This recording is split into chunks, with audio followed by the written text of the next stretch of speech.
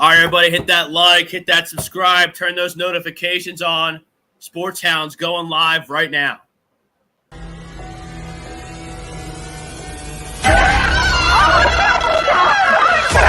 Let's go!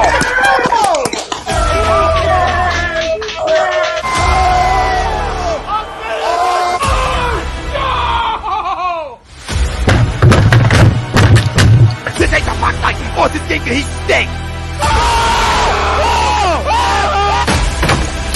Oh, shit! It's gone!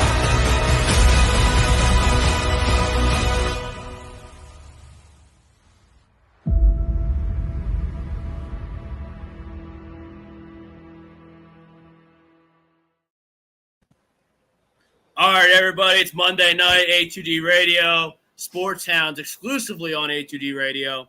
We're live on Facebook, YouTube, Twitter, Twitch, and Periscope. If you miss anything here on A2D Radio, download us wherever you get your favorite podcast, Spreaker, Spotify, Google Play, iHeartRadio, iTunes. We got Jimmy Rodweller. We got Evan Taylor. We got myself, Rob Brinkman.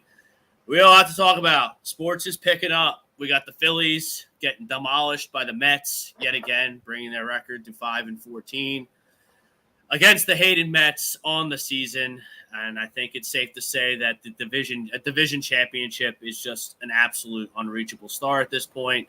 Phillies in action tonight against the Cincinnati Reds. That game is in a rain delay, so we'll get you with live reactions and some updates once they get going there. In the Phillies game, we had an Eagles game yesterday. They beat the Browns 21-20. No starters played, but, I mean, people love preseason. People love stats. People love football, so we're getting into that. But first and foremost, it is fantasy football draft season. So we're talking fantasy. We're going to get a mock draft fired up here in a second. Let's tell you about our great friends at ARIA Public Adjusting. Don't fight your homeowner's insurance alone. Contact ARIA Public Adjusting, 813-564-3364. We're also brought to you by All Campus, proud sponsor of the Rant Booth each and every Wednesday night with our man Jimmy, Billy Schweim, John Coyle, all getting involved there. You can get 20% in said store if you become an A2D Insider member for $9.99 a month. You get special shout-outs, merchandise giveaways, and gambling picks from Willie Vegas and the Money Pop podcast, which airs every Sunday morning here on A2D Radio. Obviously, this is time to get your ducks in a row when it comes to gambling. I got a couple. I'm leaving for Vegas on Wednesday for a bachelor party. I got a couple college football games lined up. They probably won't go well because I don't know anything about the teams going in, but it's Vegas and I'm firing. There's a game in Ireland, Northwestern and Nebraska.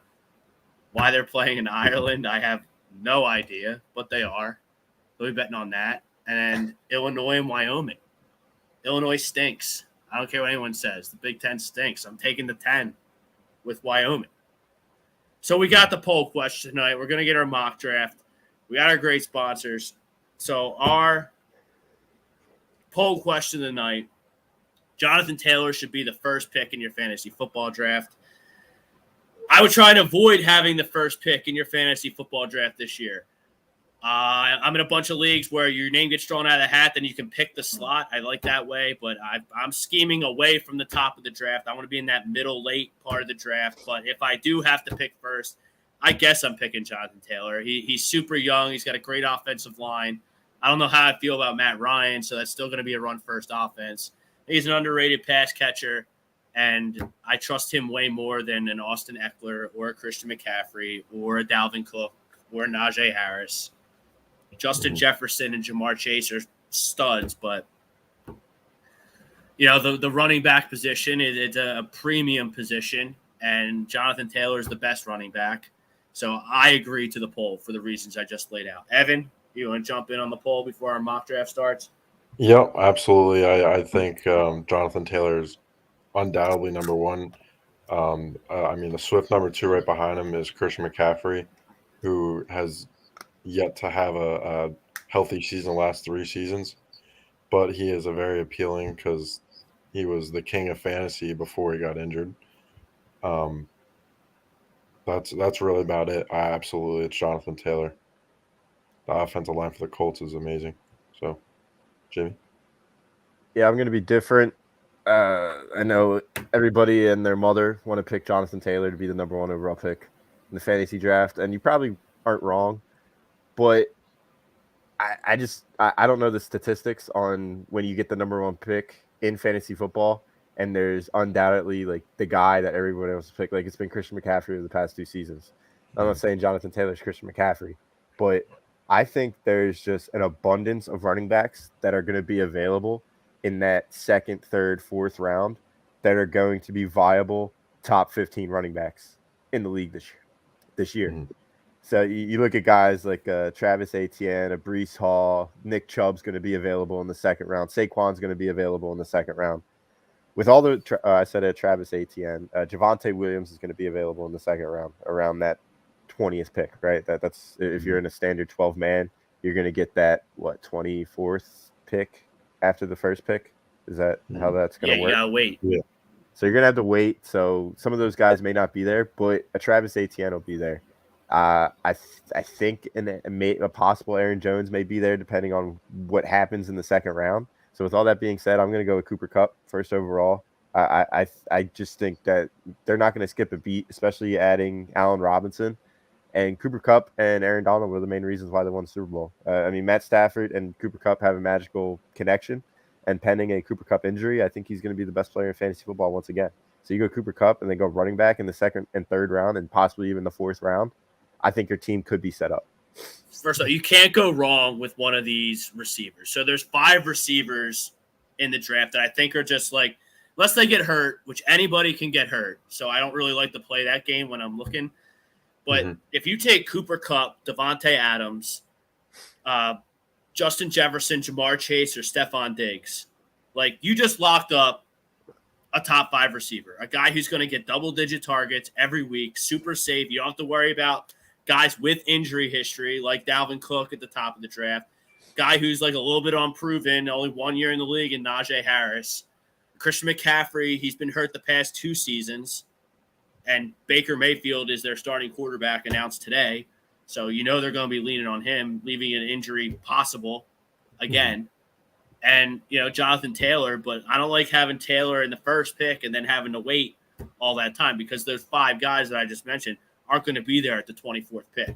Yeah. And then that's basically Rob, that's basically just what I'm saying. Like after that top 5, I feel like there's a huge fall off when it comes to wide receiver, whether it's production wise, whether it's just injury history wise, whether it's a concern at quarterback. If you go a Cooper Kupp or Jamar Chase or Justin Jefferson with that first pick, maybe even the 2nd pick as well, and then you go get a running back in the 2nd, 3rd, and 4th round, I think your team is set. I think you're fine. And like even you're talking about like the middle guys. Like I look at running backs like James Cook, 2nd round pick out of Georgia, is on the Buffalo Bills. I think Devin Singletary, and I'm missing somebody else up there that's not very good. Zach Moss or whatever. Zach Moss, thank you. Just hasn't seized that job. I think there's a great opportunity for a guy like James Cook to jump in and steal the show there in the Buffalo backfield. And by the way, give me every piece of the Buffalo Bills offense I can get this draft season. Yeah. I'm against drafting quarterbacks early, but if you're going to do it, take Josh Allen. He's probably going to lead his team in rushing touchdowns as well as passing touchdowns. Like you look at a guy like Ramondre Stevenson. I think Damian Harris is going to get traded before the final rosters are set. That's just me. Patriots do this all the time with the running backs. I think Ramondre Stevenson is a great talent. He's another one of my breakout dumpster diver running backs. Damien Pierce is a rookie out of Florida. Like Houston, Texas, they picked him in the 3rd round. He's going to be a bell cow there. Yeah. I think Brian Robinson is going to be he's the back to own out of Alabama for the Commanders because Ron Rivera hates Antonio Gibson because he fumbles all the time. Kareem Hunt is a backup, yes, and he might be traded.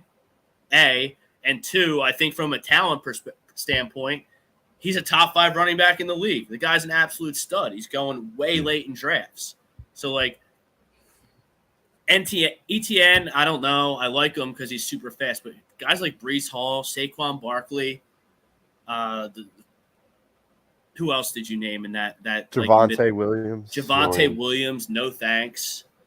No, I have Melvin Gordon, who gets 1,000 yards and 8 touchdowns every year, also in that backfield.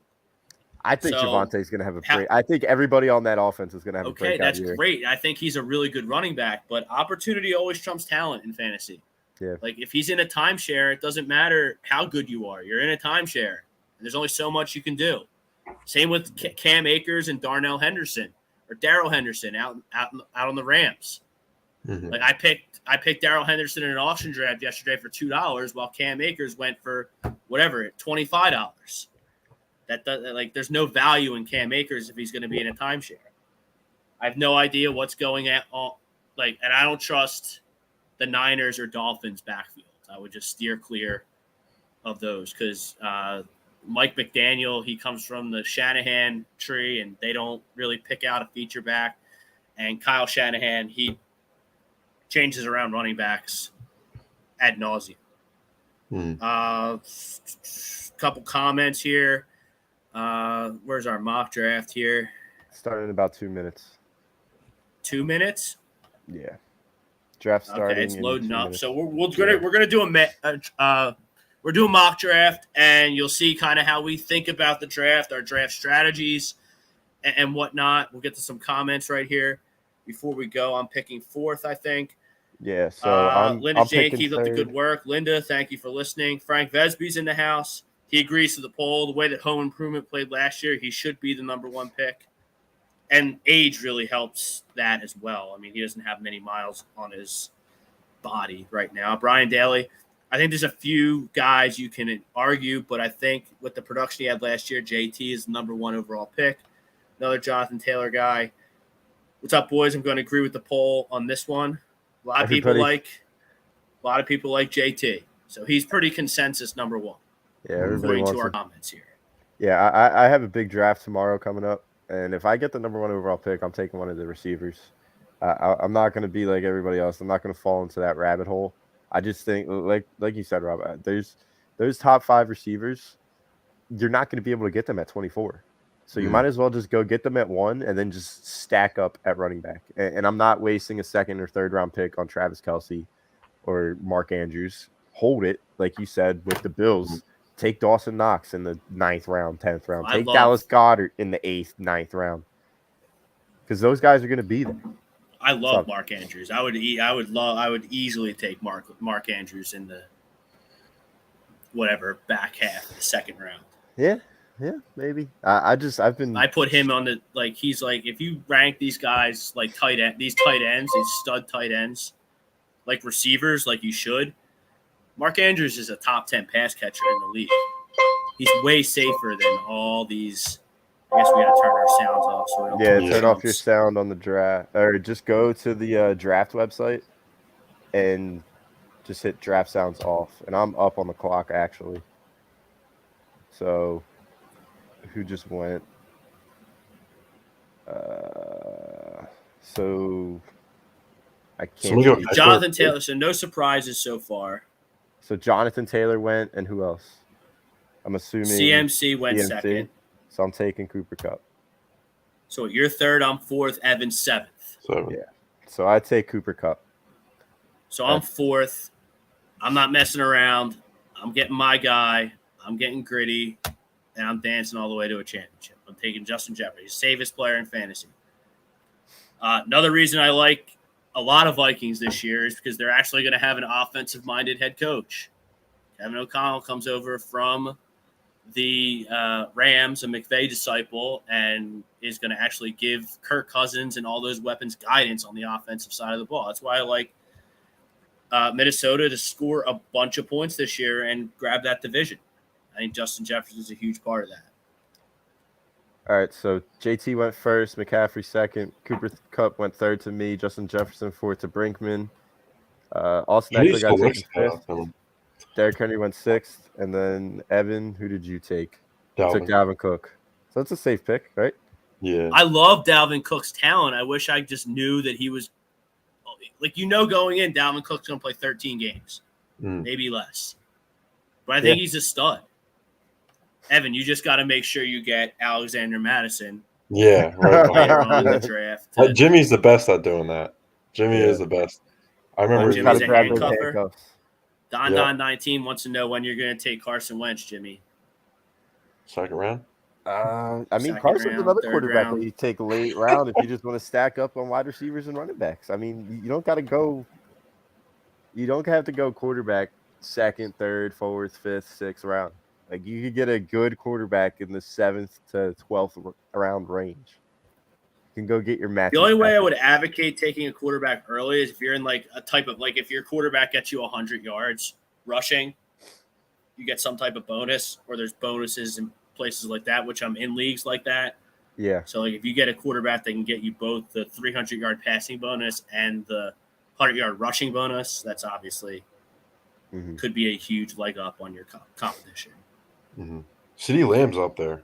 CeeDee Lamb. I'm not surprised. I'm not too surprised, but he is pretty. Yeah, and the more I think about Dallas and how much I hate them, like I think they're going to be okay.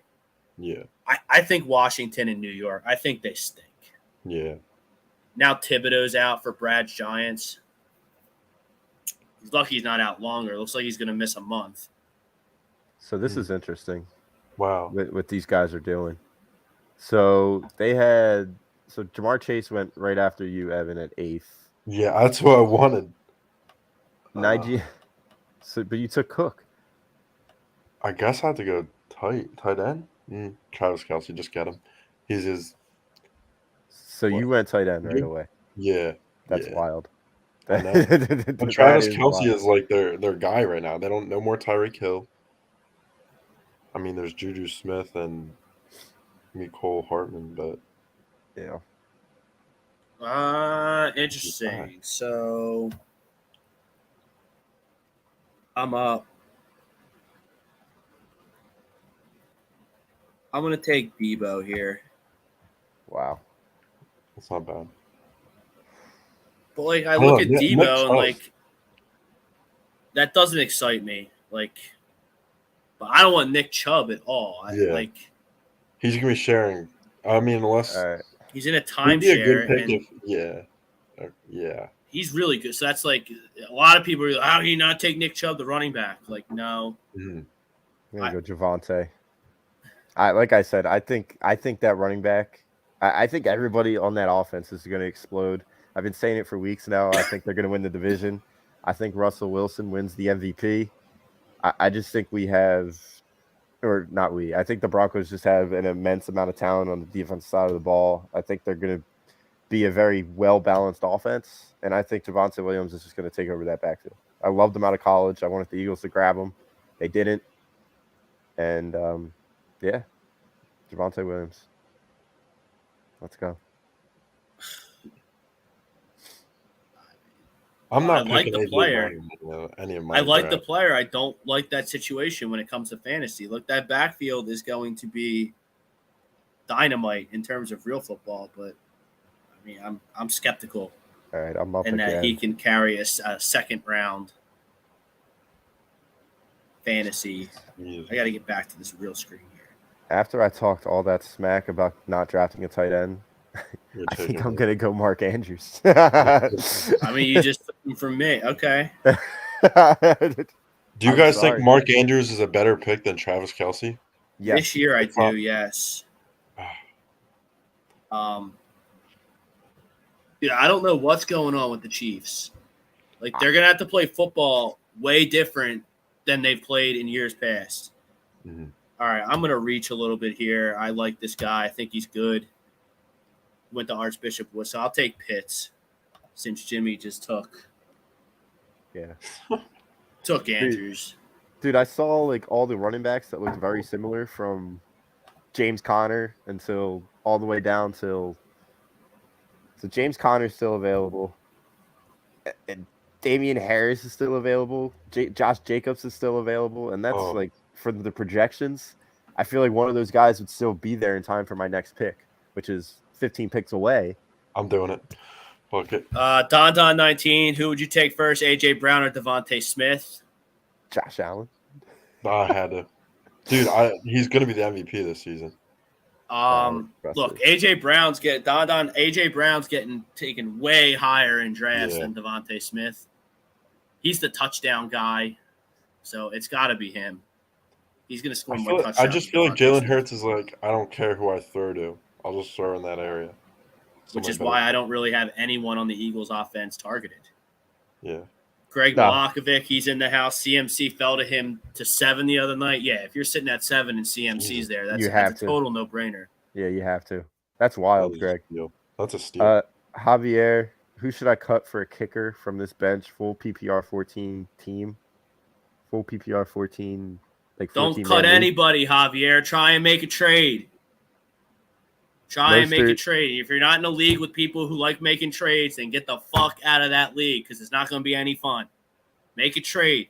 Trade 2 of your players for one of someone else's player. Create a roster spot and then pick up a kicker.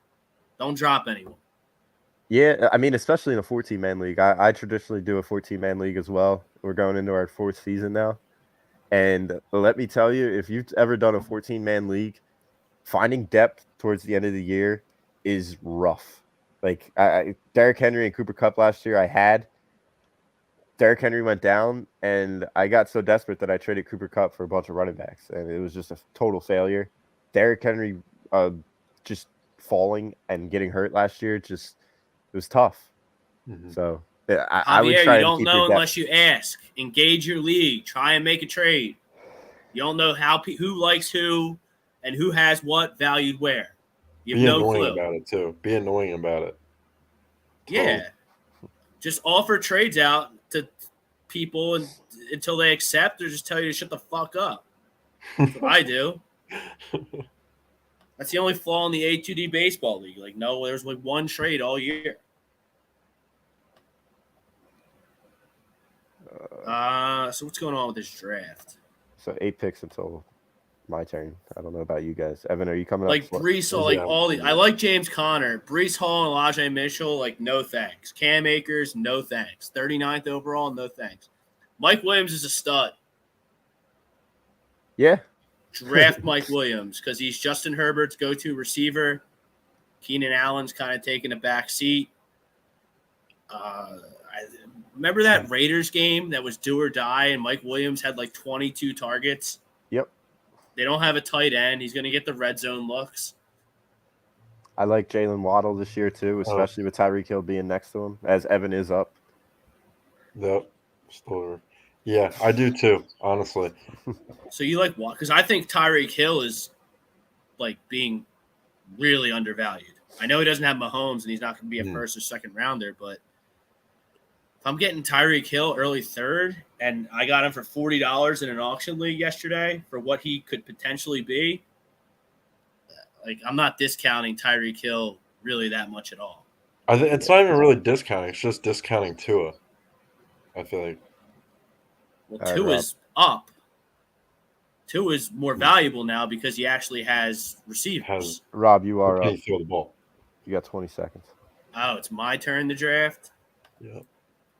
Yeah, I'm gonna save my analysis until you're done, so you don't take anybody from me. All right, so I'll take another Niner. I'll load up on Niners. George Kittle's a beast. Uh-oh. Injury history, yes. But 2 tight ends that early? You got Pitts? Yeah, but I can play a tight end in my flex, so we're good. True. That's true. All right, I don't know what to do. I mean, I know I want like 3 guys in this spot.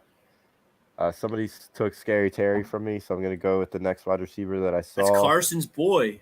You didn't get him? Really, no, I'm going to go Jacobs. I'm going to go Josh Jacobs. I didn't want to stack up on Denver guys. I was thinking about Courtland Sutton, but just in case anything horrific happens and that offense does collapse, I'm never a fan of taking players from the same team and being like significant starters on your roster. I've just always been against that.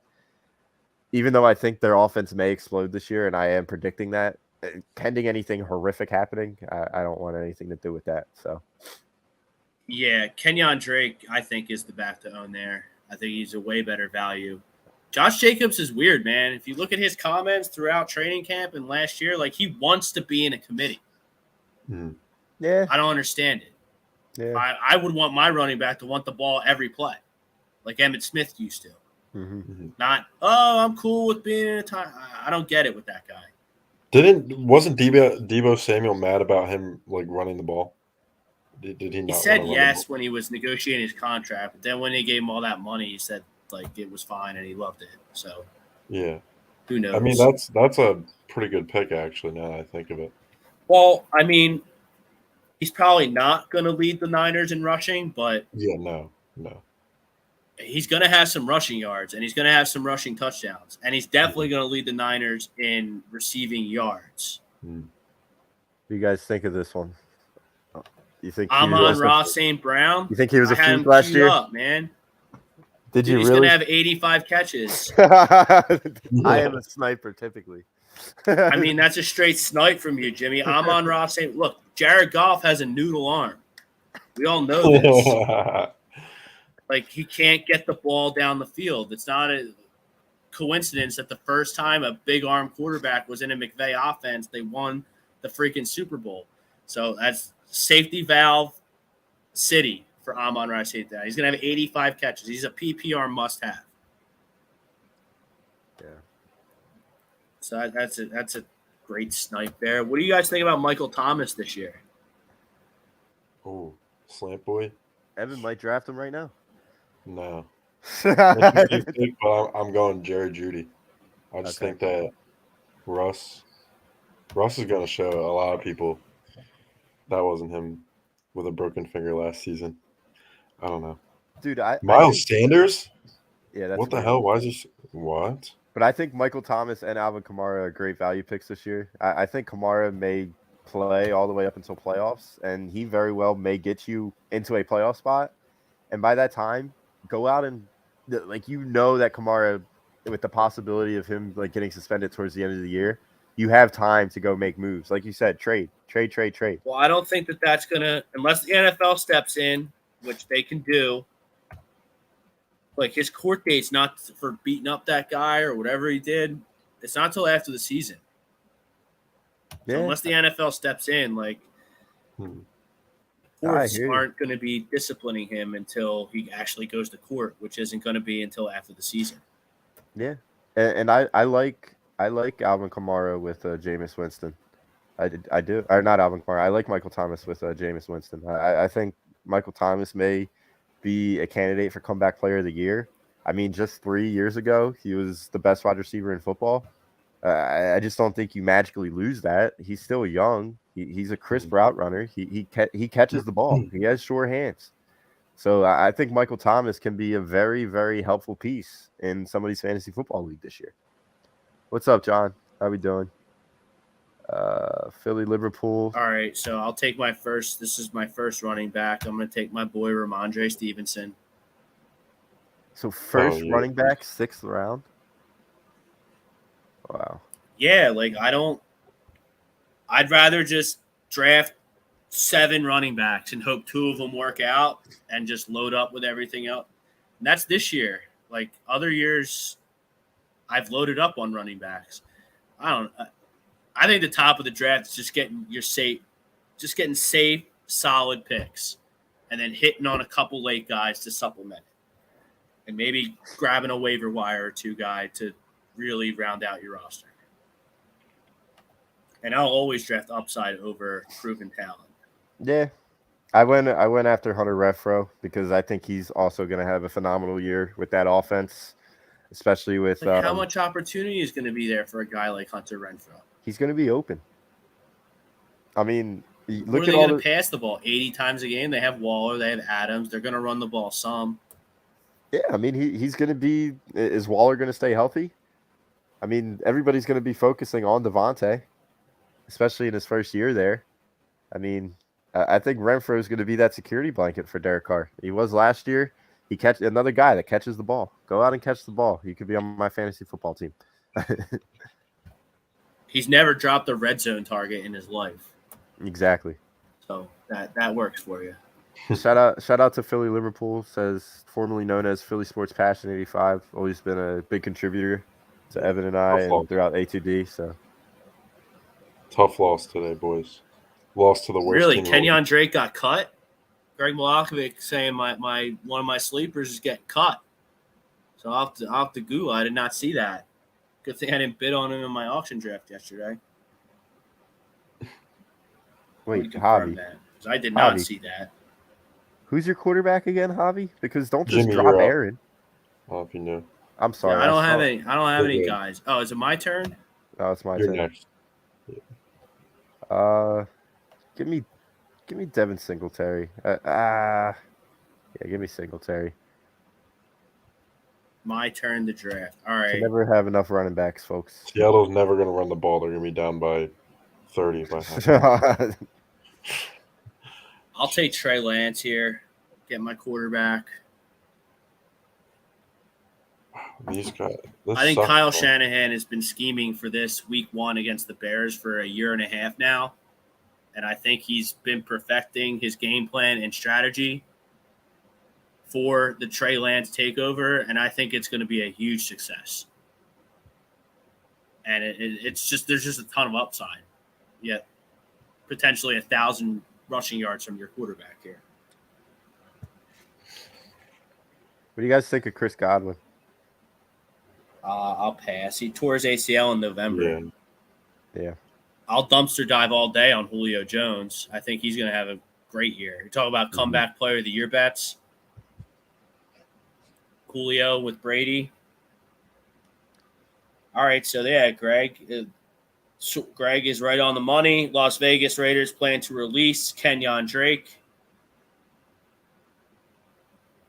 So it hasn't happened yet. They plan to.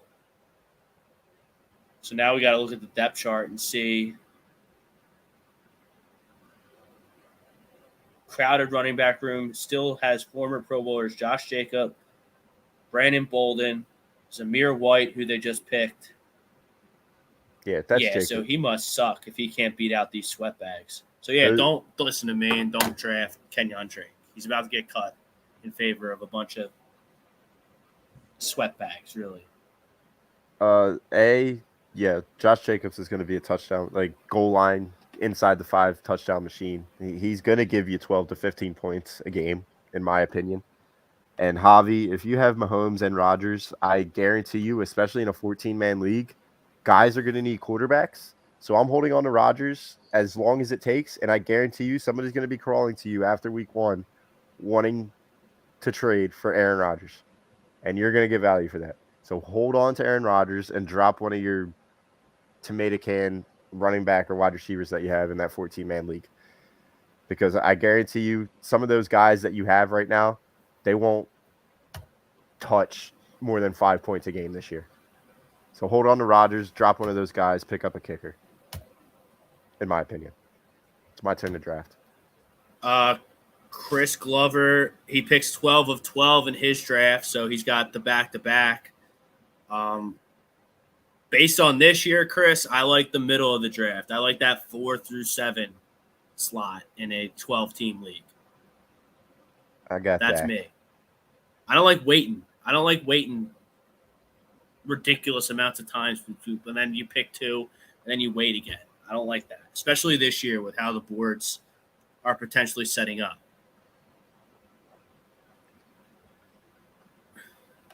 I like the 6th pick.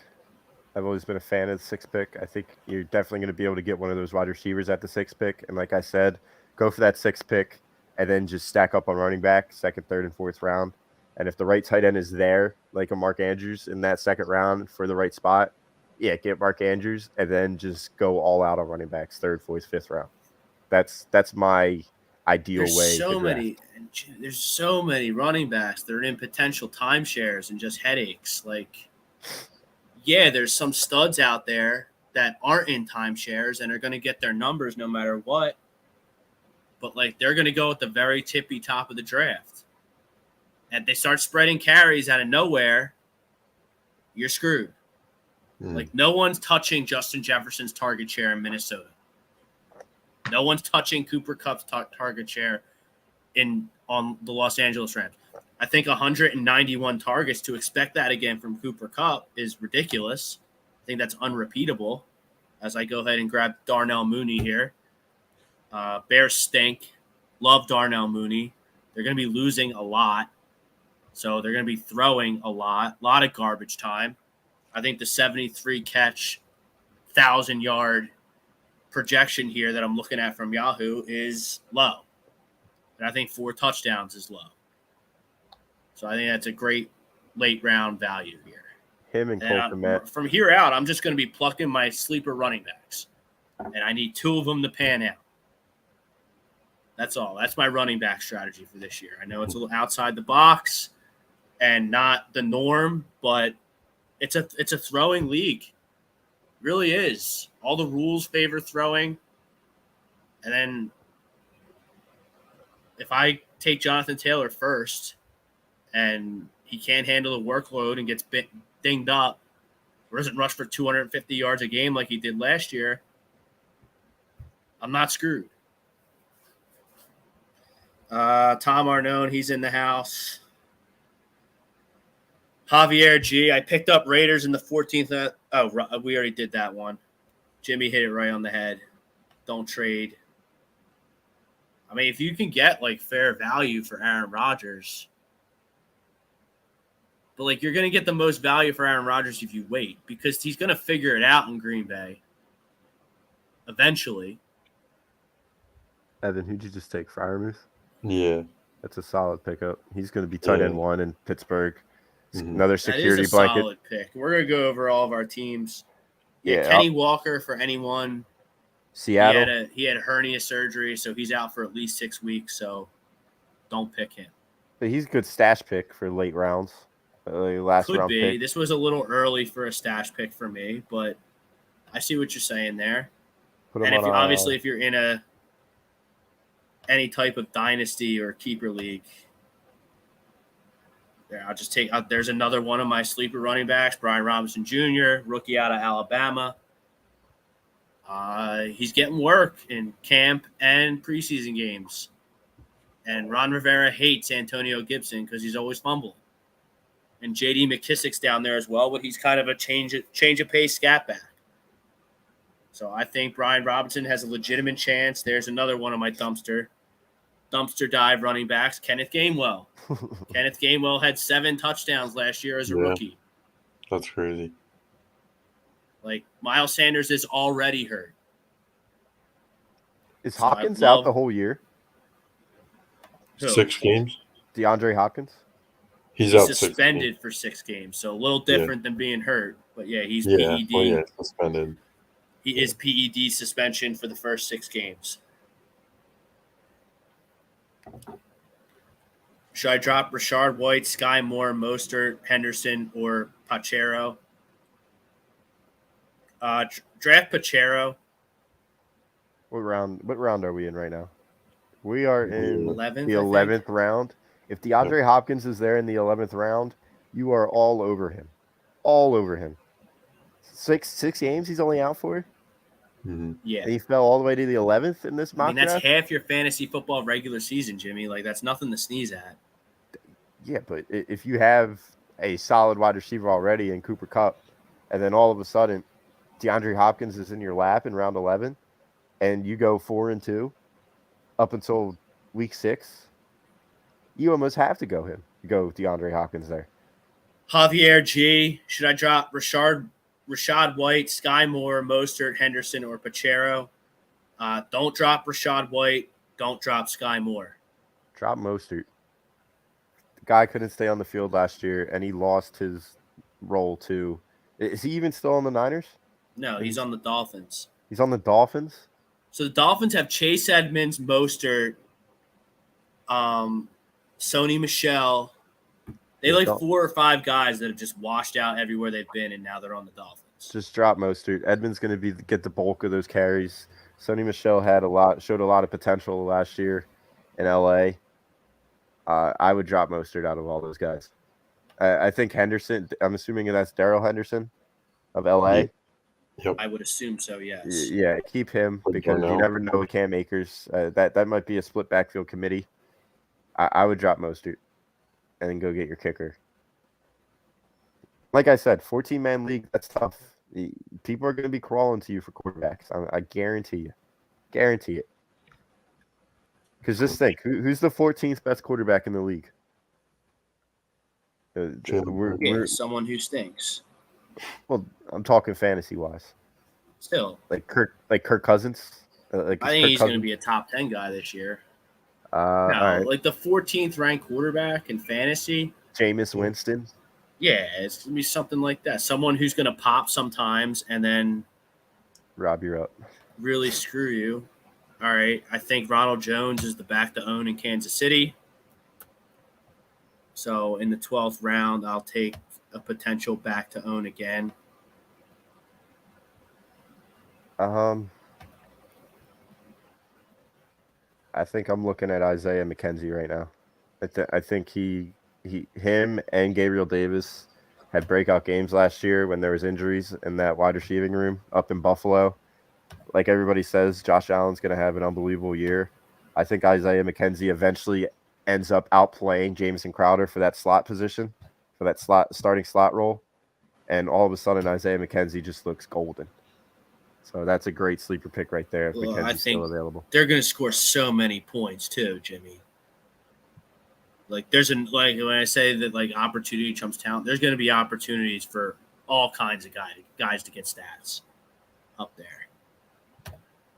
All right, so I need a running back, and then I need a kicker, and I need a defense. I stacked up on wide receivers. All right, give me a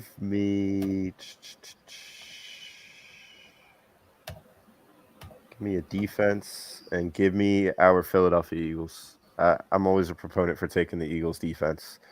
I think they're going to be beasts. I think that's a good pick. Yeah.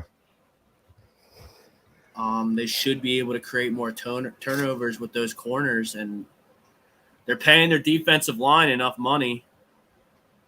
Pick up Devin Allen, Mr. Wing says. No. He scored a touchdown yesterday. See, I'm going to take my man Julio here. Well, Evan, what has your strategy been? But I have Drake London on my team. I think I wasn't paying attention in the computer pick. Honestly, it's just if you have a bad draft night, be able to make trades correctly. Well, are you guys one of those guys where you'll make your draft and then you'll just stare at your team and then you'll get to the point where you're convincing yourself that you're going to do trades before the season even starts? Because I try not to. I've never been like that. Yeah. Never been like that. But like, look at this team I just drafted. I have no running backs. I have no big ticket running backs, but I have 2 big ticket tight ends. So yeah, I might talk to some teams about trading the tight end for a running back if someone's stuck. Yeah. And football is really hard to make trades. This is why I like fantasy baseball so much better than fantasy football, because it's every night for 6 months in baseball.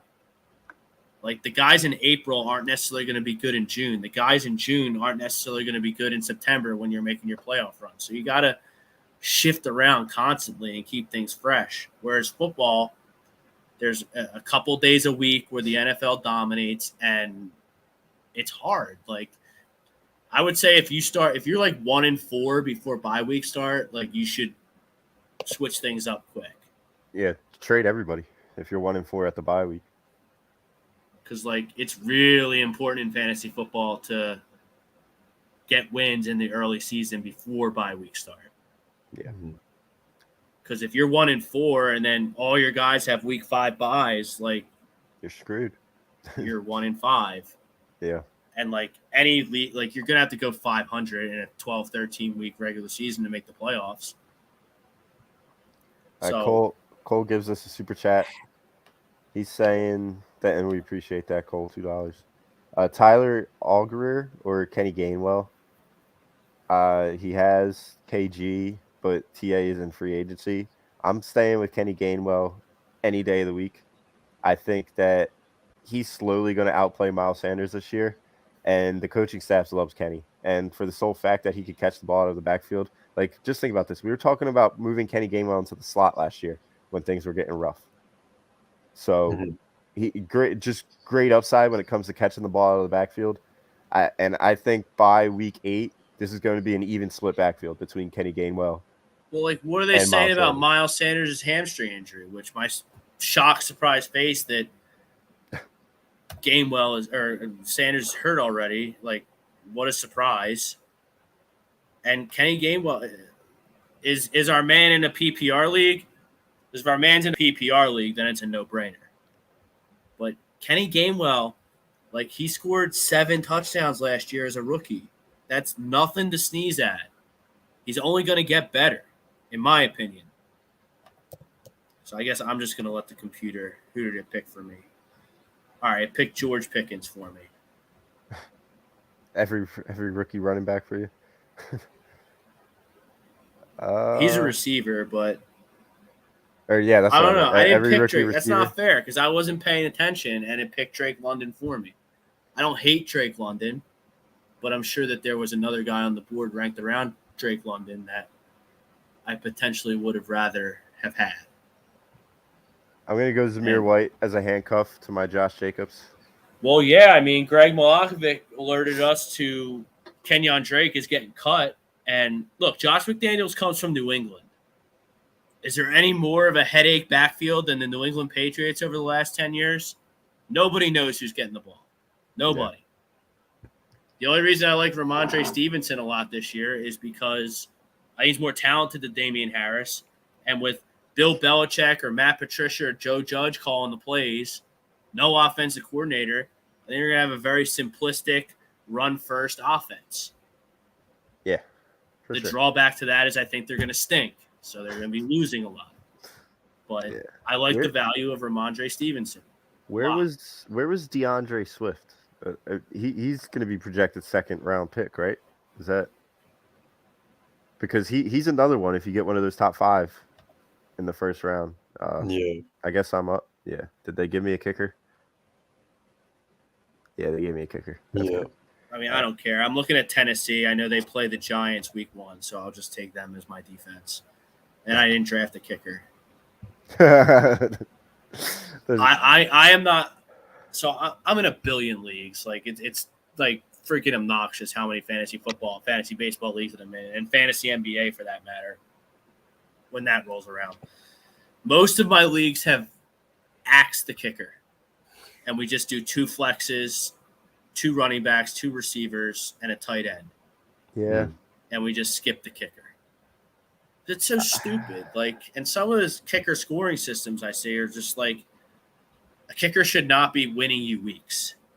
They don't score touchdowns. They don't get yards. They should not be winning you weeks. So kickers are a waste of time.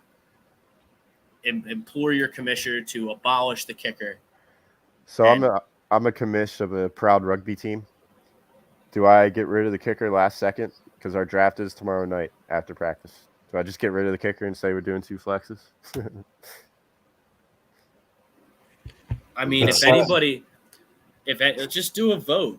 And, like, whoever bitches, just tell them they're an idiot that you really are advocating for a kicker in fantasy football. Yeah. Sometimes a kicker gives you more than your wide receiver, running back, or anybody on the team, for that matter. So, like, they're stupid. Fantasy's about stats.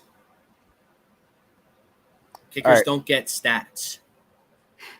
And then some people do stuff where, like, if it's a game-winning kick, it's worth double. And a 30-yard field goal, you get the 3 plus an additional 3. It's like, dude, Justin Tucker, I might as well just take him first overall because if he has a week where he makes a couple 50-yarders, I'm going to get 25 points out of him. Stupid. Swift is going to be top 5 at healthy this year in PPR.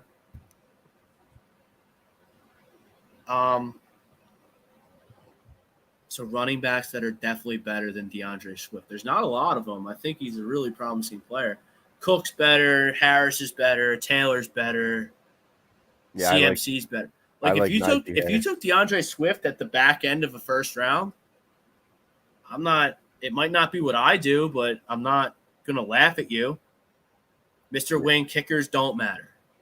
Kickers are stupid. If you're in a league that uses a kicker, tell your commissioner to get woke and get the fuck out. It's stupid. It's a waste of time. It's another one of those like traditional things where, like, it's like the robot umpire in the MLB. Logistically, yeah, it would work, but like people like the old school vibe. People are scared of change. I get it. Yeah. It's like the DH in the National League. I was scared of it for a while. Oh, it's different. It's going to take – but now I watch it. First off, thank God we have it because Bryce got hurt, and we would be totally screwed if we didn't have the DH this year. Yeah. Bryce would have got Tommy John surgery months ago, and we would be out of it. John Coyle of all campus has been a big proponent of that all year. He's still saying to just shut him down and give him the AC, give him the Tommy John surgery. But Who, John Coyle? yeah, my co-host, Why? our What? co-host. Doesn't he? Don't you want to go to the playoffs? Yeah, watching Nick I want to go to Castellanos- the playoff. I want to go to the playoffs. You have a $230 million payroll. We'll transition into. Well, here, let's look at our teams first. We'll look Yeah. at Jimmy's team. We'll look at Evan's team. And we'll look at my team, and we'll run through them, see where we did good, and see where we maybe did not so good. Yeah, I did not do so well at running back depth like I've been preaching. I mean, it's kind of tough trying to like talk while figuring out your team, especially with the 30-second pick clock. But I'm not one to make excuses.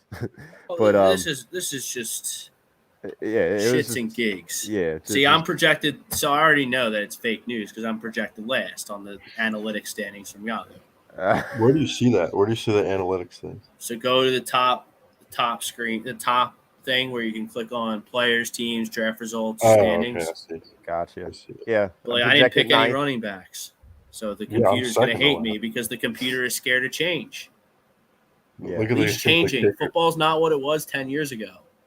All right, so I went Dak Prescott quarterback, Cooper Kupp, Amon-Ra St. Brown, 2 wide receivers, studs, and my backup wide receivers are solid as well. Hunter Renfrow, DeAndre Hopkins when he comes back, Isaiah McKenzie, he's going to break out. Christian Kirk is going to break out with Trevor Lawrence and Doug Peterson. Running backs aren't so hot. I do love Javonte. I do love Josh Jacobs' touchdown upside.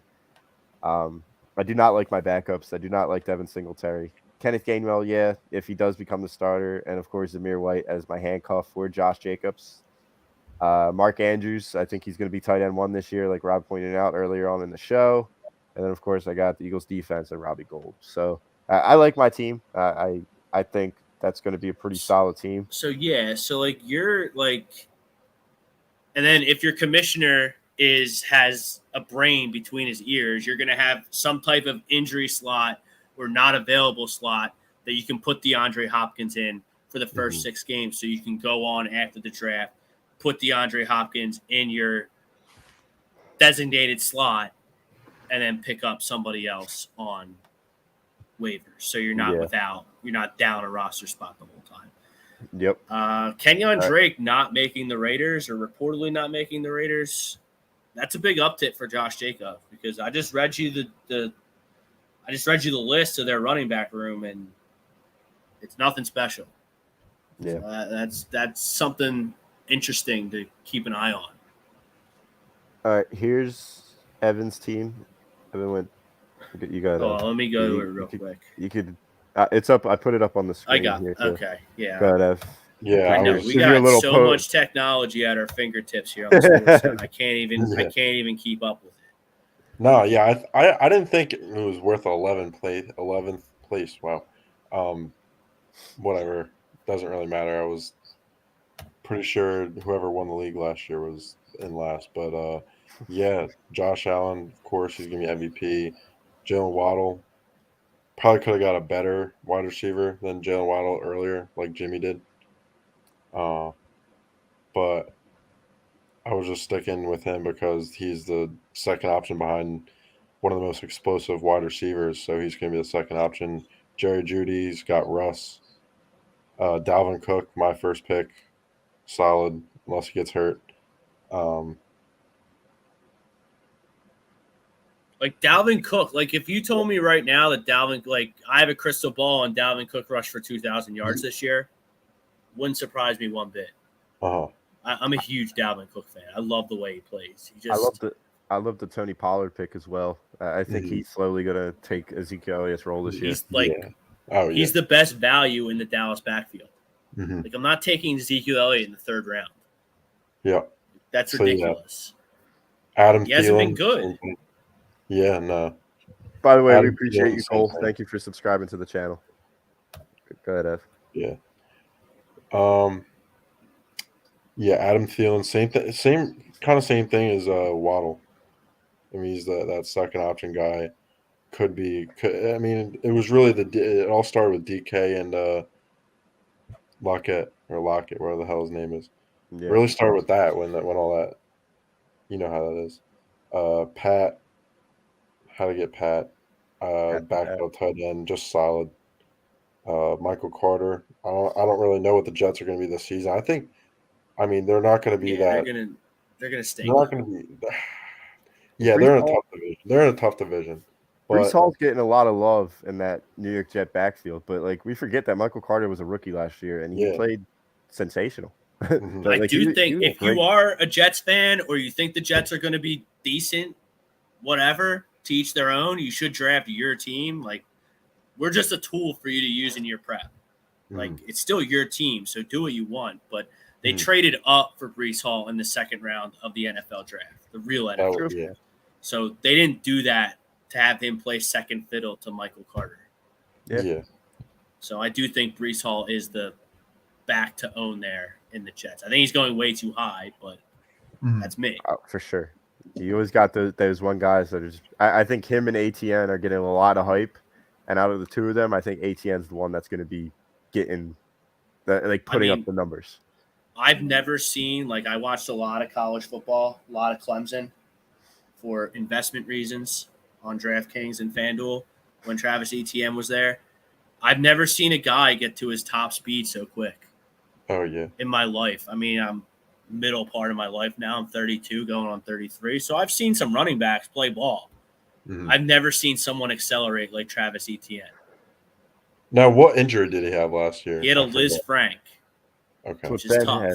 It's what Ben had in his rookie year. Yeah. All right. They say he looks good in camp, and Doug's going to get him the ball.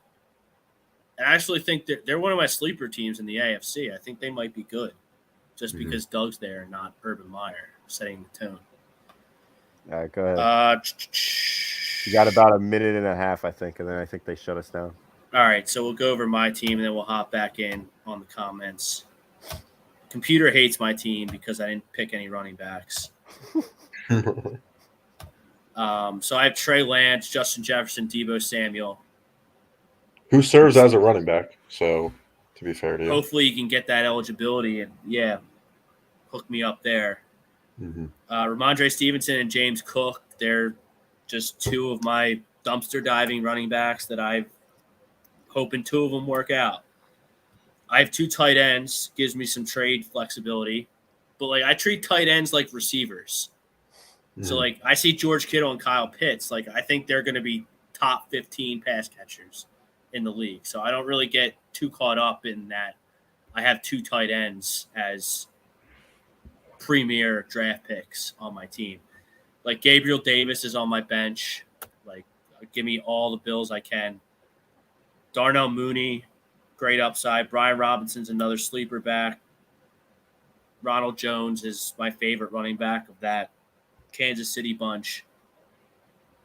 Pickens and Julio Jones back of the draft. Drake London as well. So I don't know. That's my boomer bust draft strategy. Either my strategy of not picking running backs at all this year is either going to be the most genius thing I've ever done, or absolutely blow up in my face. Yeah, I it's think probably going to blow up in my face, and everyone will make fun of me. I think I'm out on that. I'm always a proponent. I think that's going to be my main strategy this year with most of my drafts is I need to just grab a shit ton of running backs because they get hurt the most in the NFL. And the more top-notch proven guys you have in fantasy football when it comes to running backs. Aren't you kind of making my point for me, Jimmy? If it's a crapshoot and they get hurt and they're in timeshares, and why would you spend your top draft picks on them? Because at the end of the day, there's always upside to them too. So if you draft an abundant amount of running backs and you think one's not going to pan out, and you want trade value matters. I mean, a guy like Kenny Gamewell, is he going to be more valuable than a James Cook, per se? When it comes, they're on the same. I have a list of all those are two guys on my list. Yeah, but James Cook is going to be a starter for you, and Kenny Gainwell is going to be my RB4. You know what I'm trying to say? So like you go with it that way, where you just keep drafting running backs so that you have you're that either depth. gonna have to trade me. You're gonna have to trade me a running back, right? Or you're gonna have a headache every Sunday morning.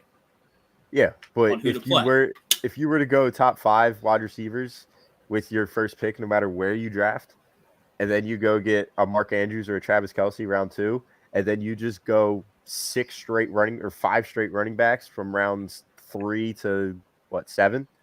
I think that's a brilliant strategy because those 3rd, 4th, and 5th round running backs, they're all going to be starters on football teams. So you basically agree with me, but I just took it too far.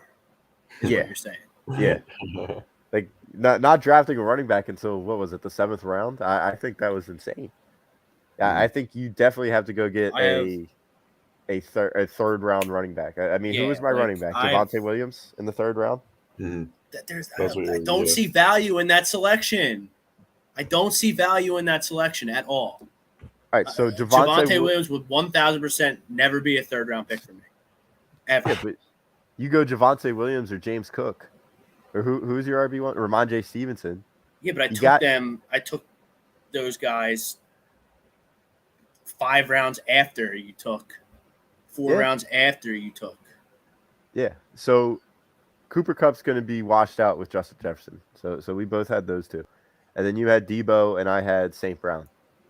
Debo is going to be better than St. Brown.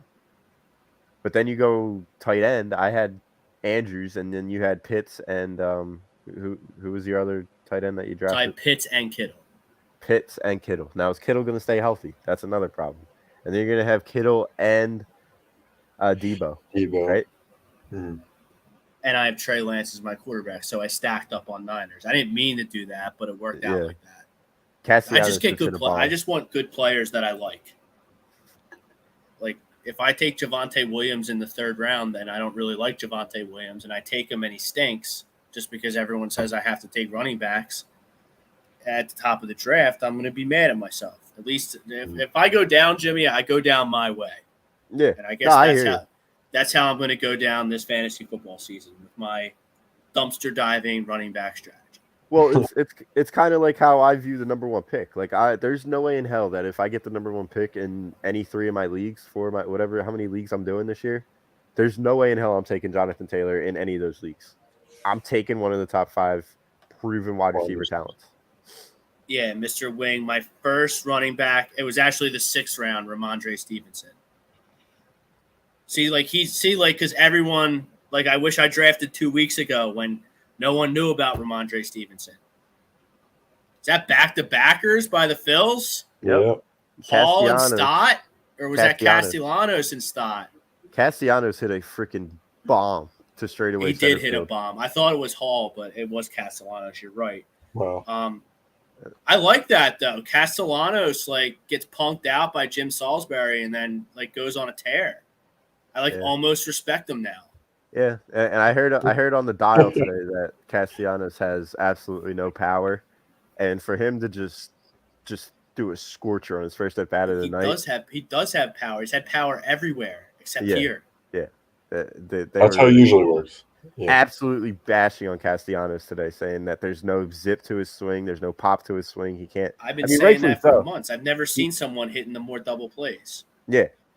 But for him to just hit a bomb like that in the 2nd inning, to hit off the wall, hit off the ivy, maybe that's a spark. And by the way, they need to sweep this series. Oh, is this a 4-game series or 3-game series?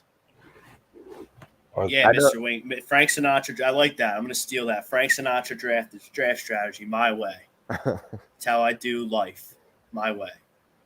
But yeah, let's get into the Phillies. We did our fantasy football. You can go back, download us, listen to our mock draft. Obviously, we're brought to you by Specialized Physical Therapy here each and every Monday night. He's our doc. Make him yours too.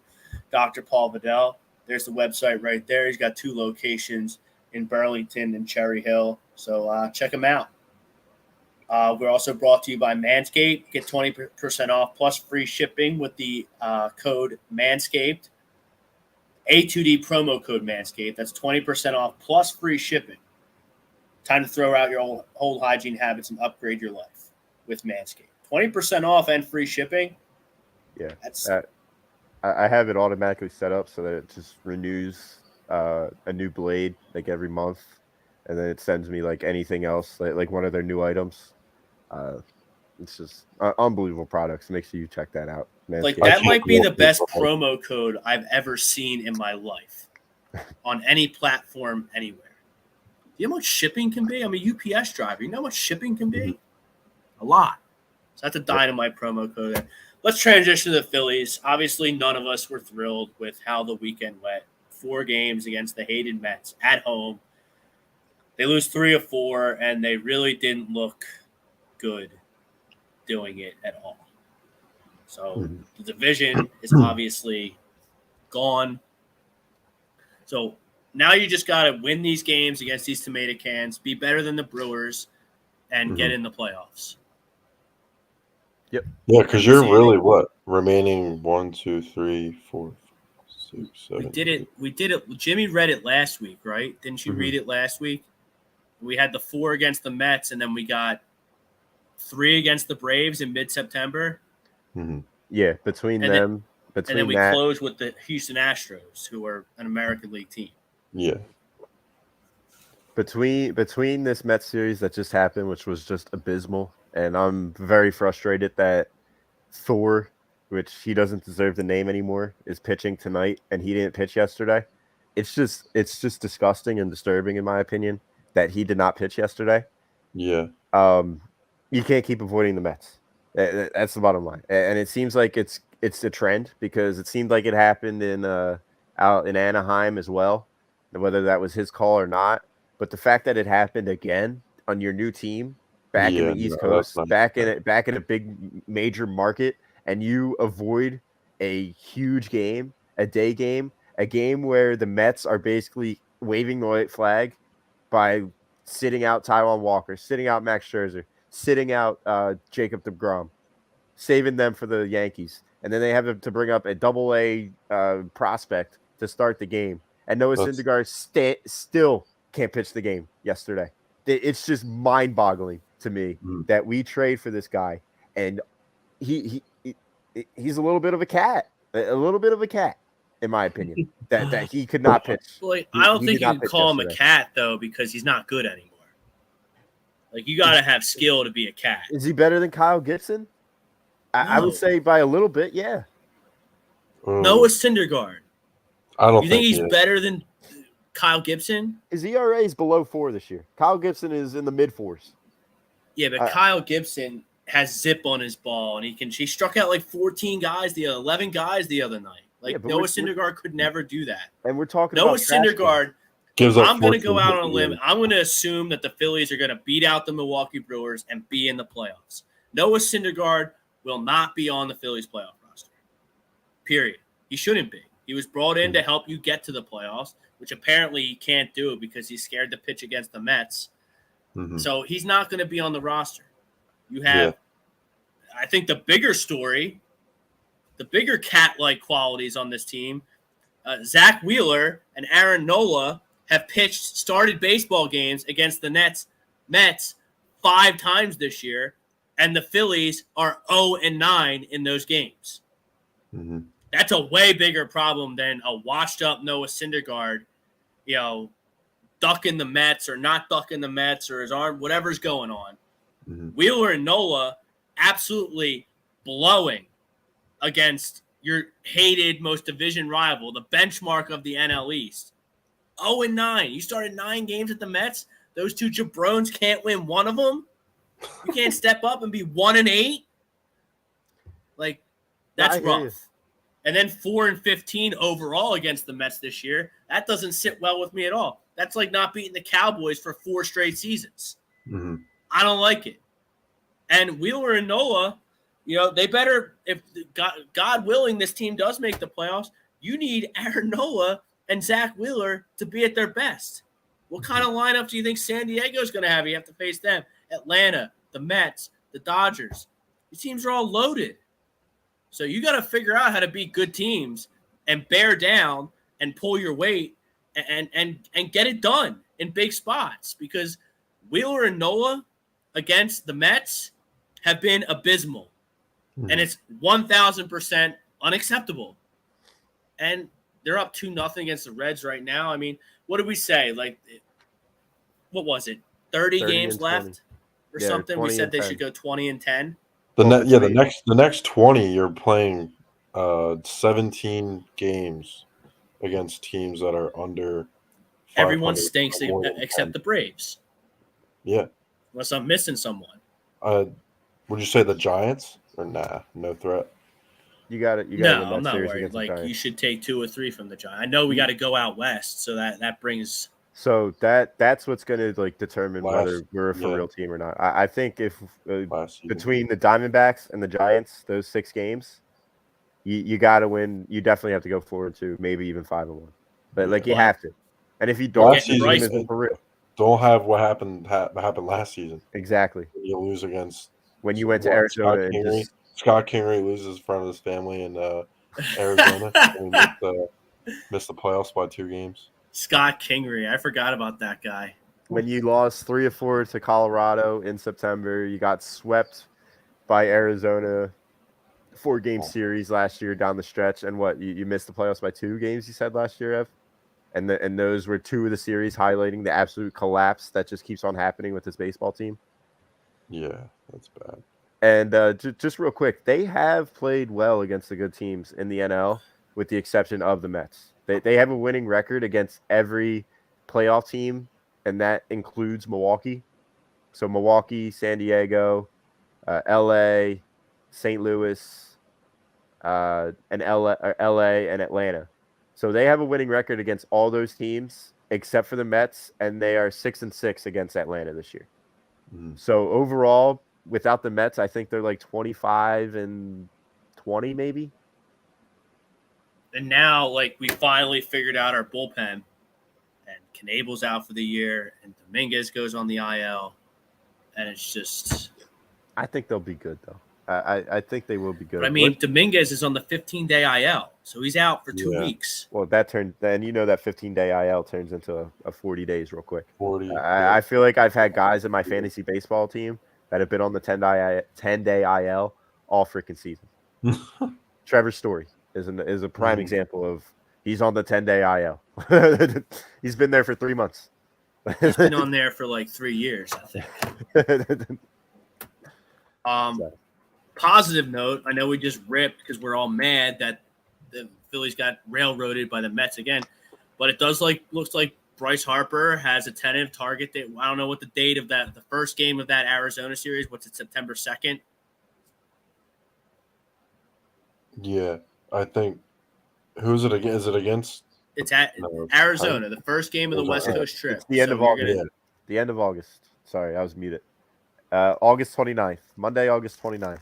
So the Bryce update is he is at Lehigh Valley. He is going to play Tuesday through Saturday. I guess he'll just DH there because I read that he's not going to play the field because of his elbow. And then he's going to be off on Sunday, and then they're going to see what's up. Another thing that pisses me off about this Syndergaard thing, and I'm going to keep harping on this all season. So they wanted to give him an extra day rest, right? He's going to be on, what is it, how many days rest? So he pitches tonight, the 22nd, against Cincinnati, just a bunch of trash cans. He has off Tuesday, which is 1 day, Wednesday, Thursday, Friday, and then he pitches again on Saturday against Pittsburgh. The dude sold.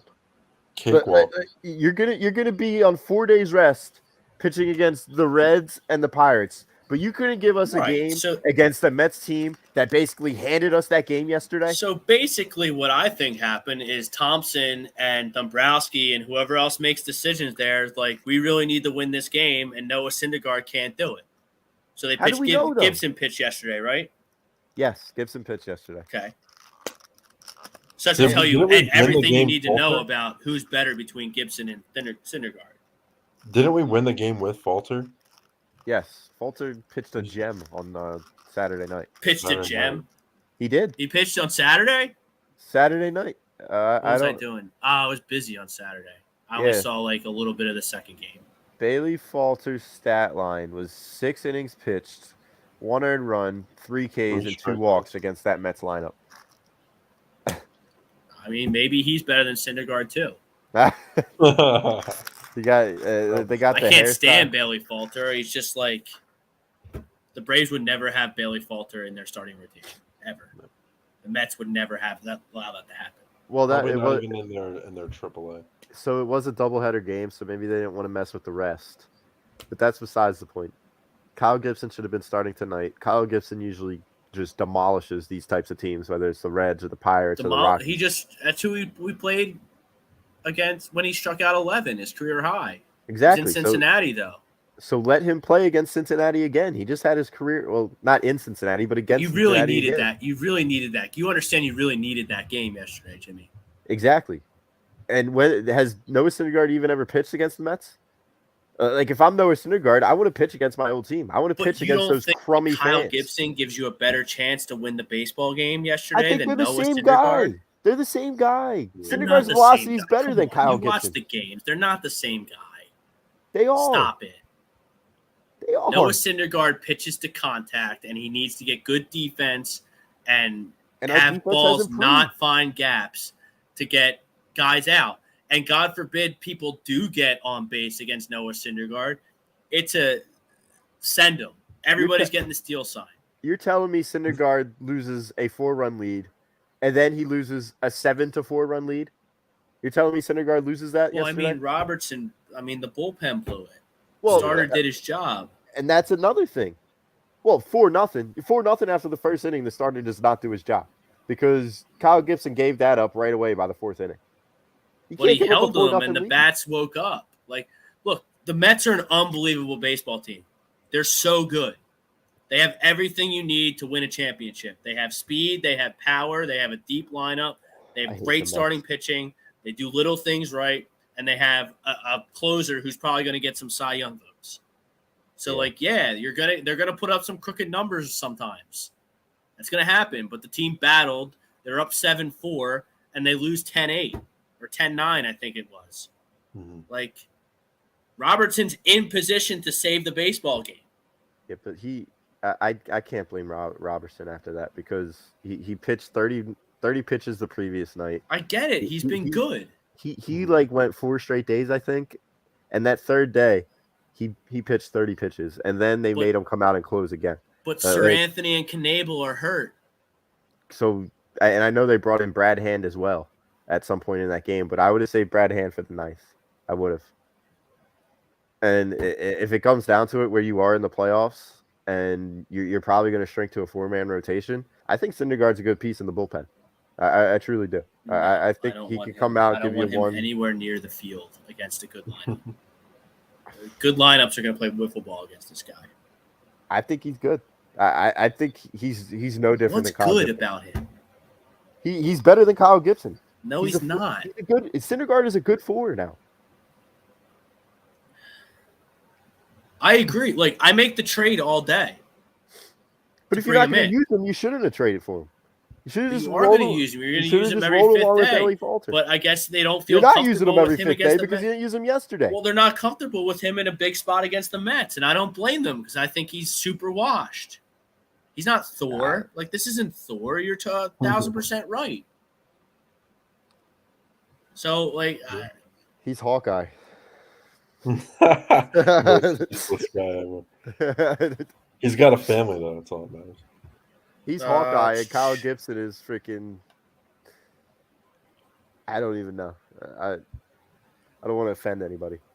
I'm trying to think of a superhero that's less significant than Hawkeye right now that won't offend somebody. I'm oblivious to Marvel. I know you. I don't think I've ever seen. I saw one once. That's pretty much it. It's a great movie series. You'll probably spend about a month of your life trying to watch all of them. It's great. It's MCU, great. He's what do you call his friend? He's Groot. He's not Big Groot. He's Baby Groot. That's who Kyle Gibson is. Tom Holland's friend. Yeah, Tom Holland's friend. That's exactly who Kyle Gibson is. I'll bring up his stats right now. Who Gibson's compared to Syndergaard? Syndergaard's Yeah. stats are better. From what we've seen from Syndergaard, though, he hasn't pitched against a legit team. And now that you say That's that, 'cause they don't trust him. Yeah, and Right. if it was the organization's decision yesterday and not Syndergaard's, then yeah, maybe. But I think it had everything to do with Syndergaard because you're going to have two organizations have you avoid play the Mets. I just find that very suspicious, especially in early May when he played them against. I agree with you. the Angels. I don't like it. Like if this were Aaron Nola, who's like, I'm not really feeling it today against the Mets. Like everybody's crushing. Arnone's crushing. I'm crushing. You're crushing. Everybody's crushing. But it's Noah Syndergaard. Yeah, Who cares? This is a guy who's not even going to be on the roster Here's in the playoffs. just real quick. Here's the thing that gets me. They scratched Taijuan Walker, right? Now I don't know what that was. He's on the injured list, I believe. No, he's coming back to pitch for. So it's going to be Scherzer tonight, Taijuan Walker tomorrow, and DeGrom on Wednesday? Is that what it would be? DeGrom on Wednesday. I think DeGrom's tomorrow because I think I have him for fantasy. Hang on. No, they changed it up like Or they an changed it hour up, ago. okay. Yeah. Well, So- fuck. Now I'm not gonna have to know Jacob DeGrom pitch twice this week. So what? It's going to be 2 games this series. What do they have? 3 games? Is this another 2-gamer? I think it's 2 games since it's interleague because that's usually what they do. I mean, the last 2-game series those two teams played was the best regular season baseball I've seen in years. So Yeah. can't So wait to tune into that. So it's Scherzer tonight, and Taijuan Walker gets the nod tomorrow. DeGrom will slot in against the Colorado Rockies on either Thursday or Friday. So I'm assuming they have off on Wednesday, and it's a 2-game set. So they avoid it, or not, they didn't avoid. They didn't even bother pitching their 3 best pitchers right now against us. And the fact that they had to call Right, up a but guy don't you from the see minor they're league. trying to keep DeGrom's innings down and give him extra rest. Well, Because they don't that's- care about right now. They care about the playoffs. Well, yeah, that's besides my point. We should care about right now. We should. It's a big moral Yeah, victory to but- get 2 out of 2 against the Mets. And the fact that the Mets had to call up a minor league pitcher on Sunday, and you knew this. If I'm Noah Syndergaard, I'm begging Dave Dombrowski. I'm begging Rob Thompson to put me in the game, give me the ball, let me tie this series up, especially since you're going up against a double-A pitcher. Like it's downright just unacceptable in my opinion. Your that Noah logic- Syndergaard did not beg to get that ball yesterday. But like your logic and your reasoning is perfect, other than the fact that Kyle Gibson gives you a better chance to win against the Mets yesterday than Noah Syndergaard. And that's where we disagree because I think it's borderline the same, and Syndergaard may even have a step on him. Like Syndergaard isn't a trash can anymore. He's not. I mean, people were talking about maybe possibly AL Cy Young this year to start the year.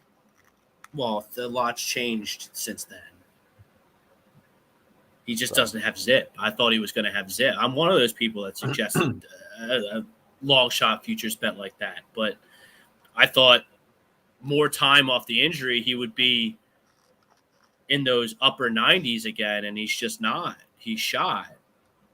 All right, so Kyle Gibson has 105 strikeouts and 132 innings pitched.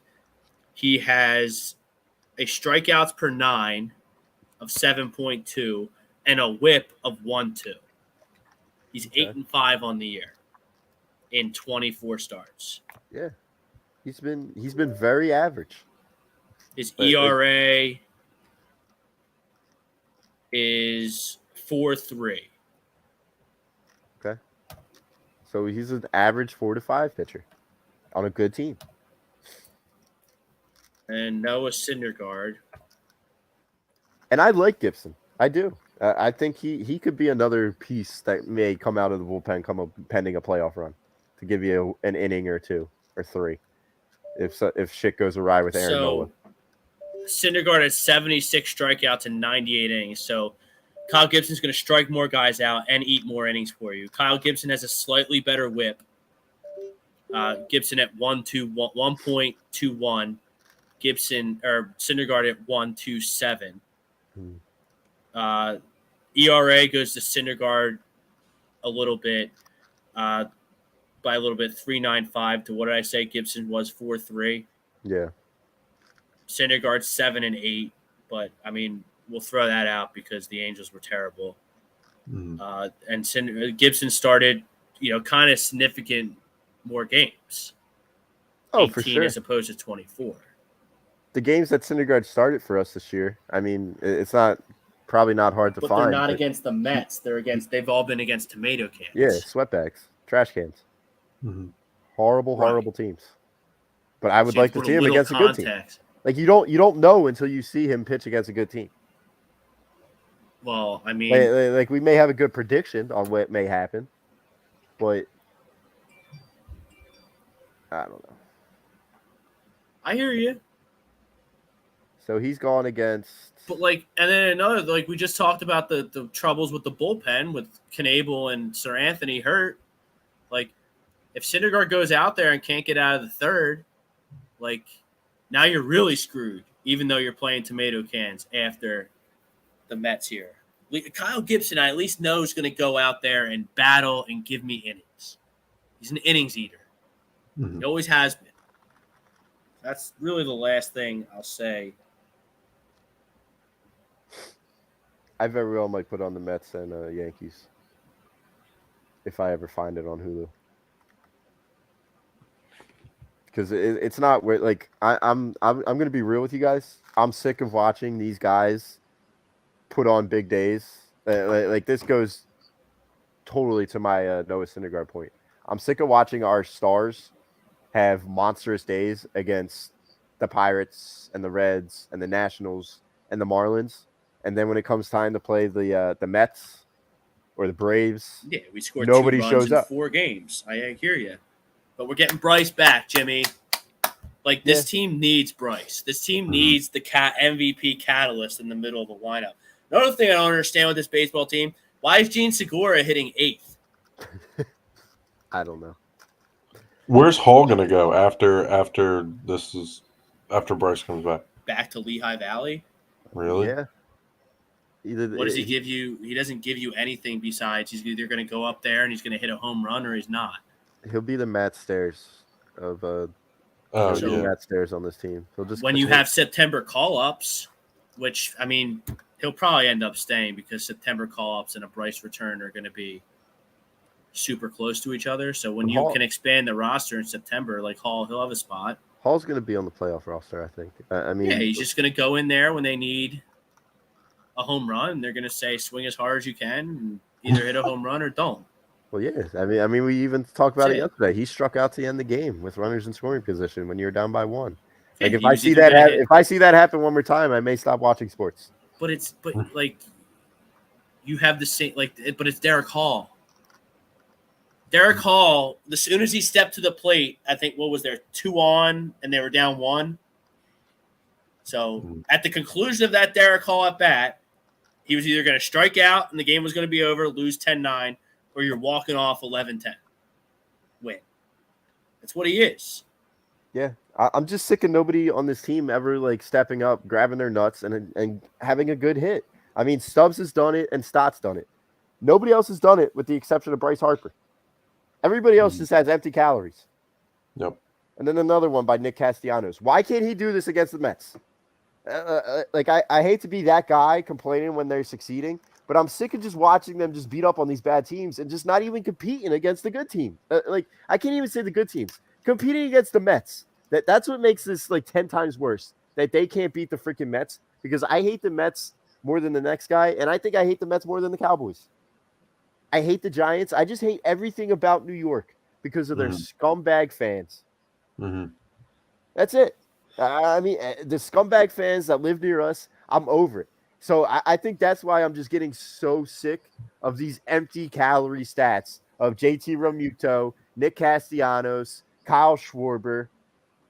Stott and Bohm and Segura, they're the only ones that are showing up against the Mets. But, I mean, Jimmy, look, you signed Castellanos to hit nearly 330 home runs. And 100 RBIs. And it's not working out.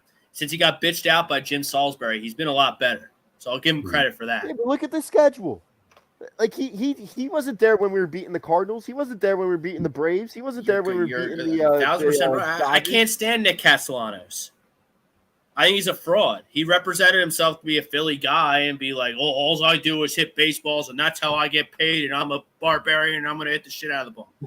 He's not anything. He's not anything. All he does is make me mad.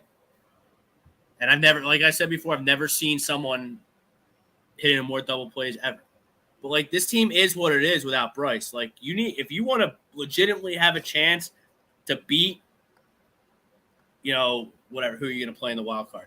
Like the Braves or the Padres or whoever you're playing in the wild card series, Nola and Wheeler are going to have to give you 2 gems in game 1 and game 2 to at least give you a split so you have a chance at a game 3, which they haven't done against the Mets all freaking season. They're all 0-9, and Bryce is going to have to be special. Bryce is going to have to be in that 3-hole and play like an MVP. And let me tell you something. If and when we do get to that 3-game series, and it is Nolan Wheeler, they're going to make – I know we're in panic mode. We're frustrated. The Phillies are going to make the playoffs. They are going to make the playoffs. They're better than the Brewers. They're going to make it. Yeah. And if they don't make it, I'm really going to lose my temper because that means they spit the bit against bad baseball teams. Yep. So they'll have Wheeler and Nola. Let's say they do split. And I wouldn't want any other pitcher on this staff to come out in a winner-take-all game than Ranger Suarez. He's coming out in game dealing. 3. Ranger Suarez coming out in game 3. I think you're winning that game, no matter who you're going against. Mm-hmm. Yeah, when you have $20 million pieces in your lineup and you get a guy who's running hot like Ranger is right now, why wouldn't you be confident? But, like, is Schwarber going to go out there and play good, or is he going to strike out 3 times? Reese has been relatively good. Is Castellanos going to show up, or are we going to get a no-call, no-show from Castellanos? JT's been really good lately. Yeah. Not really worried about him anymore. I just need them because we haven't played the Brewers or the Cardinals or the Dodgers or the Padres. We haven't played them as of late, and that's when all these guys are catching fire. So I just need to see it when we play these teams once again. Now, yes, we did win the majority of those games in spite of all of our stars, our $100 million guys being ice cold. We need them to be red hot once we play these teams again. Mm-hmm. And I think it would be nice. Like this Atlanta series coming up in September, that's going to be the test. The Arizona series in Arizona, the San Francisco series in San Francisco, that's going to be the test to see if these guys stay hot. Don't you understand that you're going to be disappointed? You're setting yourself up for disappointment because they're not as good as the Braves. No, they're not. But we won't have to worry about playing the Braves. And then anything can happen in a divisional series. That's my logic. Like, I think that because, like, if you're the 6th seed, you're going to play the Central champion. Yes. Are they going to win that series? I don't know. I'd like to think so, but they could lose. Then if you somehow face the Padres, I think you can win that series as well because Padres are much more talented, but I think that organization shook by Fernando Tatis. I think he's ripping that clubhouse apart. If I were them, I would figure out a way to not pay him and get him out of town. Just replenish your farm system or take what you can get. You can't win with a guy like that.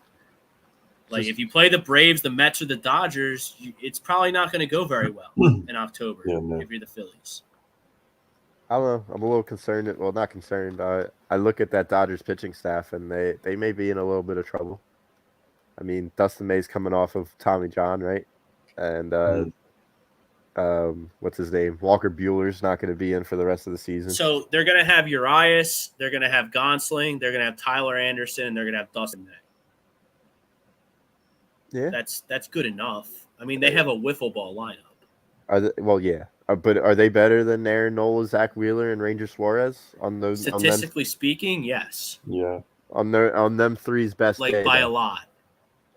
I mean, like Tony Gonsling might be the NL Cy Young. Yeah, he's a Cy Young candidate. But Julio Urias, he's not really having. Julio Urias is like He's like third in NL and ERA. The guy's a stud.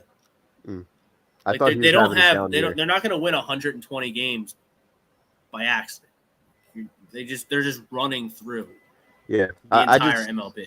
I just look at these types of teams that build the way they build, and they just a colossal failure come playoff time. Like we see it with the Yankees every year. We see it with the Dodgers every year.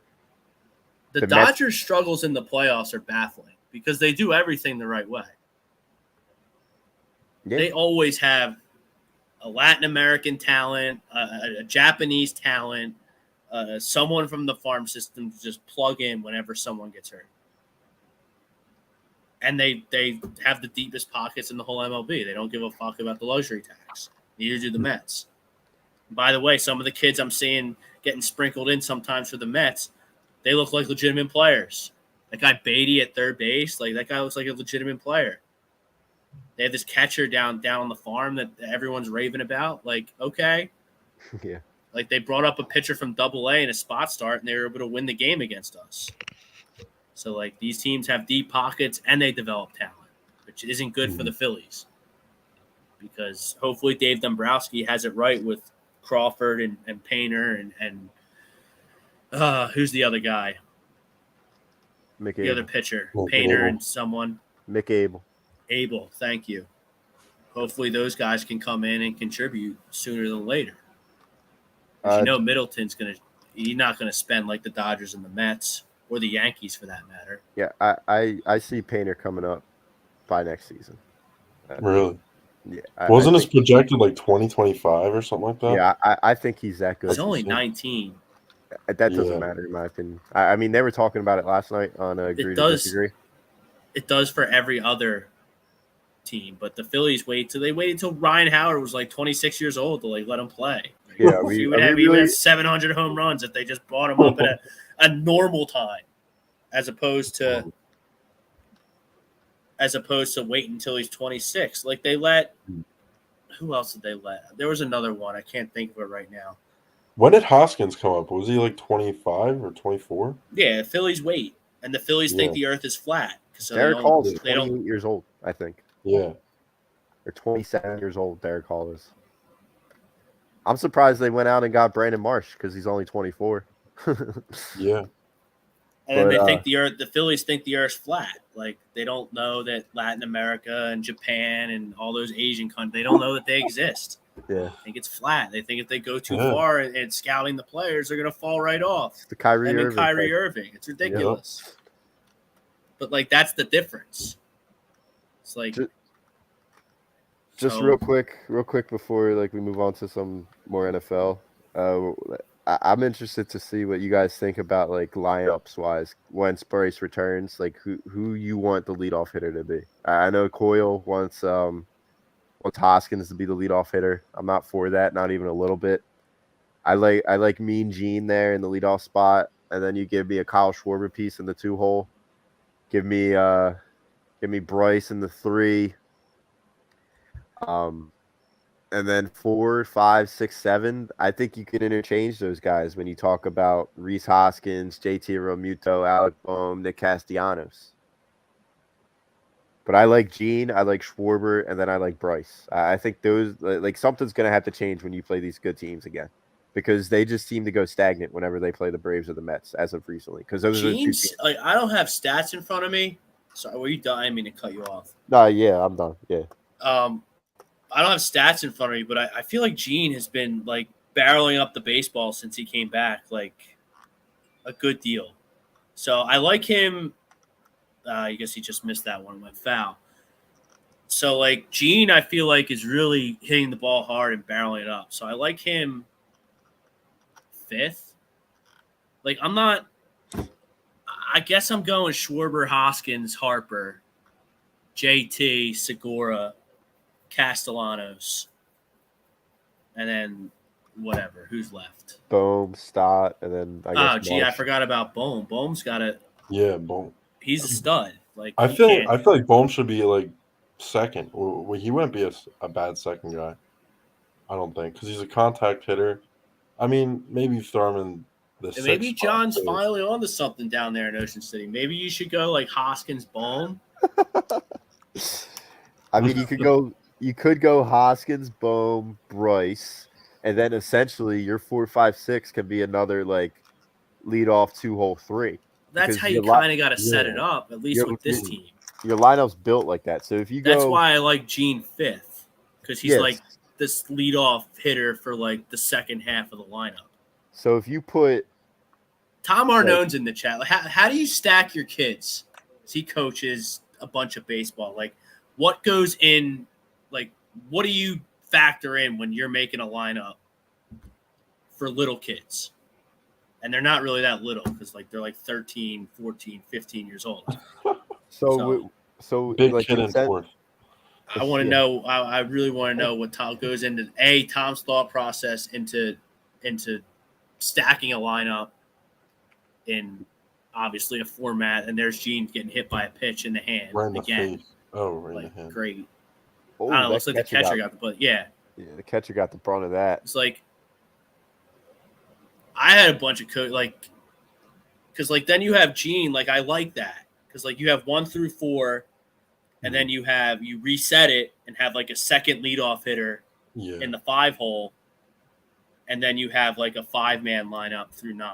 And I would like to have speed in my 9-hole. Because I don't think I'm going to have speed in my traditional leadoff spot. So just consensus. I think maybe we're thinking Reese leadoff, which I'm about. I like speed at the leadoff spot. But Reese, Bohm, Harper, and then Schwarber. And then Schwarber, I was thinking Schwarber, then Hoskins. The only thing I'll say about Schwarber is, like, the guy has 35 home runs or whatever he has, mainly hitting leadoff. So he's comfortable there. So then you could put Hoskins 4 and put Schwarber first. So you go. Well, I Schwarber. got JT barreling up the ball left and right, so I need him in a prime spot as well. Well, that's the thing. You got. And I need Bohm in a prime spot. Like, how does this team have trouble? Like, this team should never. We should never be having conversations on Monday night where this team should be struggling scoring runs, especially when Bryce comes back. They have too much of the same hitter. That's the problem. Right, because they have a bunch of DHs that just slog around and hit home runs. And they thought it was a home run park, which I don't know. It is, but guys like Castellanos and JT were in a coma. We're a deuce in a coma for half the season. So I'm thinking we got Schwarber leadoff, which I like better than Hoskins. So Schwarber, Bohm, Harper, Hoskins, Gene, JT, Castellanos. So you have your 6-7 hole are JT Realmuto and Nick Castellanos. Yeah, and then you go Stott 8th, and then Marsh 9th or Vierling 9th, whatever you want to do. Whatever, yeah. So if I'm looking at my 6-7 hole as JT and Castellanos, I don't ever want to hear anything about this team not being able to score runs. I like that. Draft season's upon us. Don 19. Quick questions. Who do you believe more in the playoffs? The Mets or the Yankees? Got to be the Mets. Yankees are what? 4-13. I know they won yesterday finally against the Blue Jays, but things have not been good in Yankee land at all. And I think Aaron Boone. Hopefully, no one in any of these groups that Brad's in knows Aaron Boone's address, because I think he might be in trouble if they do. He is a dope, though. Yeah. I mean, he really is. He doesn't help himself out at all, ever. Like, they're, like, asking him, like, basic questions. He's like, oh, yeah, like, we'll have to look at that. It's like, what? Like, make something up, man. He's a glorified Gabe Kapler. The way he, like, puts out his lineups, the way he manages his bullpen, like, it's just weird. Like, he may very well be the reason why they haven't gotten over the hump over the past 5 years. It's called instinct, Jimmy. They got their own instinct. Yeah. Some of these coaches. Does he have the curveball machine too? Yeah, he does. Like, I'm so over the analytics. I'm so over a piece of paper telling me who to put into the game. Like, it's kind of like what happened. And I love Robbie Thompson. I think he doesn't do a lick of it. Like, he may have it as a tool in his tool bag, but he definitely doesn't overuse it. And yesterday, I think he was just so burnt out that his last resort was to just go to the analytics, and that's what killed him because he really had nothing else no to do. guys, Jimmy. He's got no Sir Anthony and no Knuebel. You played 4 games in 3 days. You're down 2 really good guys that have been, kind of mainstays since really Thompson took over. Mm-hmm. And Knuebel's actually done for the year, I read. So that's someone's got to exactly. step up and fill that void. And that's where Matt Klentak killed us by just absolutely just shitting the bed year in and year out when it came to scout. Like if Klentak just has a clue and McPhail has a clue, you have guys that you could just pull up and piece into the puzzle if Corey Knuebel goes down. There's no reason why you should have to sign all these guys and depend on all these guys like Corey Knuebel, Brad Hand. Who else am I missing? Dave Roberson, Jose Alvarado, like all these guys that you signed off the street. Joris Familia, who's not even here anymore. There's no reason why you should have to depend on all this. You should be able to have at least one pitcher down there that could come up and make a difference. Brogdon hasn't made the difference. Like you're bringing guys like Nick Nelson and Andrew Bellotti. I can't sit here you can roll tape. You can roll 2.5, 3 years of tape with me just blasting Klentak and the way they've run this team.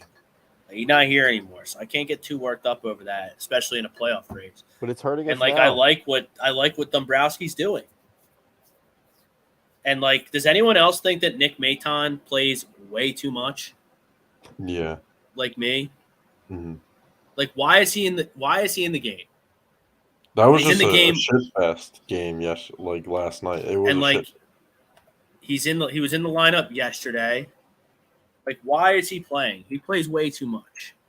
I mean, it's him or Vierling right now. I mean, you got a guy named Bradley Zimmer that's batting 108 playing your center field right now. That's pathetic. You don't have anybody on your farm that can come up and play center field for 2 weeks. And that's another reason why just Klentak just absolutely ruined this organization. And that's Middleton too. Klentak, McPhail, Middleton, all those guys. That's the reason why we had to bring in Bradley Zimmer, who's batting 115, playing center field, batting our 9-hole in a freaking pennant race right now.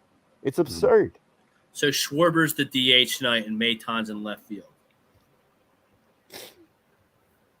Okay, whatever. Vierling gives you a way better. Well, who's in center? We have Zimmer in center. So what? Maton's playing left field right now? Yes. And he's not even put in Stubbs. Stubbs can play left field. Mm-hmm. Yeah, but you can't burn your catcher like that. He's a backup catcher. He pitches every. Well, if something happens to JT, then you're fucked.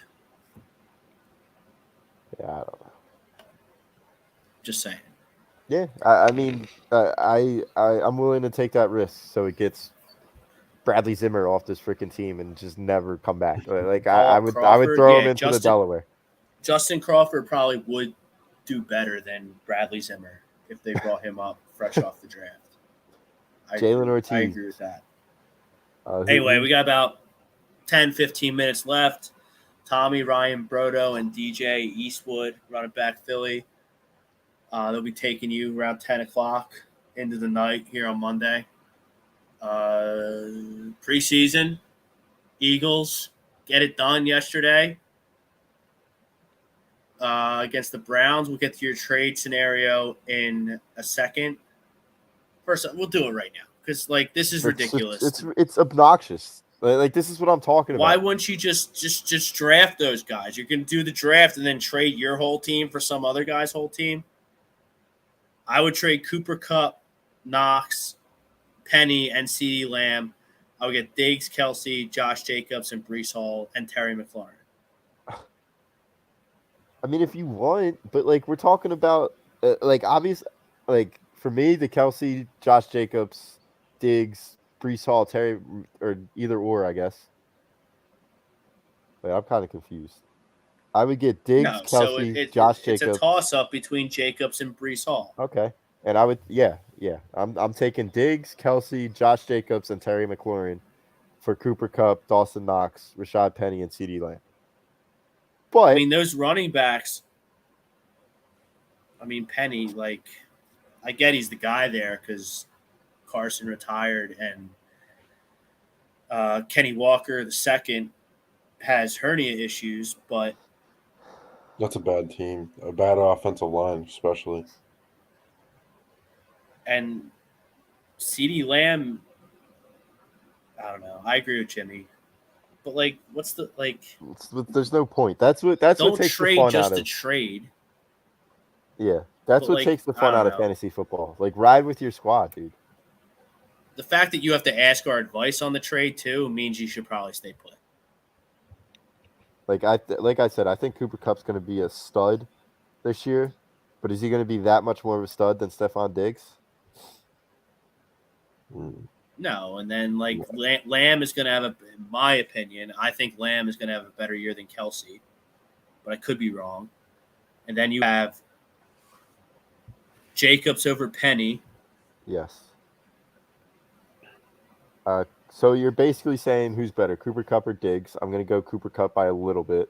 Who's better, Travis Kelce or Dawson Knox? I'm going Travis Kelce.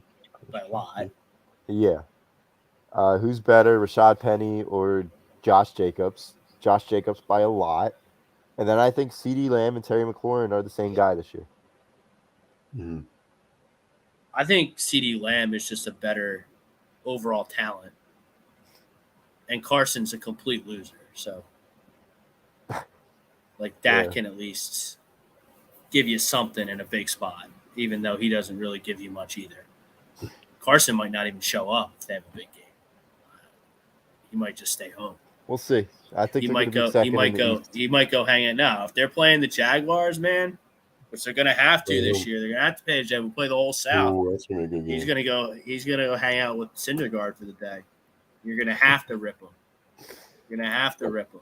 I actually think the Commanders play Jaguars in Week 1. Is it Week 1? Yeah, so it's gonna be Carson versus Doug Week 1. Oh man, it should be in a steel cage. I already have my parlay going for Week 1. I'm going Commanders, Eagles, Rams, who are underdogs at home, reigning Super Bowl champions against the Bills, and who is my last team? I can't think of them off the top of my head, but I got a nice little four. Right. You have like 3 weeks to think of it. Yeah, you're good. But yeah, definitely those 4. But yeah, they had a preseason game yesterday. They won. No one played, so like I don't know what we're supposed to think or about the game. That one What's his name? Devin Allen, the track star. Oh yeah. He got loose deep. Did the hurdle into the end zone, which I think keeping him over Jalen Reagor would be awesome. But I just know they're not going to do it. Well, how about the kid from Clemson, Deion Kane? He looks like better than both of them. He's going to be a Paul Turner, and they're going to cut him, and he might come back to the practice squad. Paul Turner. Man, you might be right about that, but like I hate Jalen Reagor. So do I. I don't see how there's any way that you can have him on this football team. They're going to keep him. He's on the sidelines yucking it up with like the actual good players on the team, like he's Terrell Owens. Like he's fighting for his job. He's a hate to face. And, like, he's just, like, dilly-dallying around the sidelines, like, with his shoulder pads off. Like, Jesus, that's an absolute bomb by somebody on the Reds. So it's 3-1. Austin Romaine, who just got hit in the nuts the previous inning. Yeah, I guess he's mad, and he's better. But, yeah, like, Reagor, like, and then, like, what kind of, like, this guy clearly has no sense of urgency or no self-awareness that he's fighting for a job, and he's just not taking it seriously at all. He thinks he's entitled to a roster position because he was a first-round pick. I don't want that kind of mentality near my locker room at all. So if you keep him and give him a roster spot, you're signaling to the rest of the guys, yeah, it doesn't really matter how hard you work in Philadelphia. If they pick you high, like they're just gonna keep you around, which is, I think, not a good sentiment to set around the league. Look at the Patriots for all those years. You think any of the garbage that's going on with Jalen Reagor would happen on a Bill Belichick team? So it's time for Nick Sirianni to step up, show some balls, shed dead weight in Jalen Reagor, and keep Deion Kane, keep Devin Allen. I don't even know who else is in camp, but somebody. This guy's not good. Yeah, And then totally agree. I want him out as much as the next guy does. I think he sucks.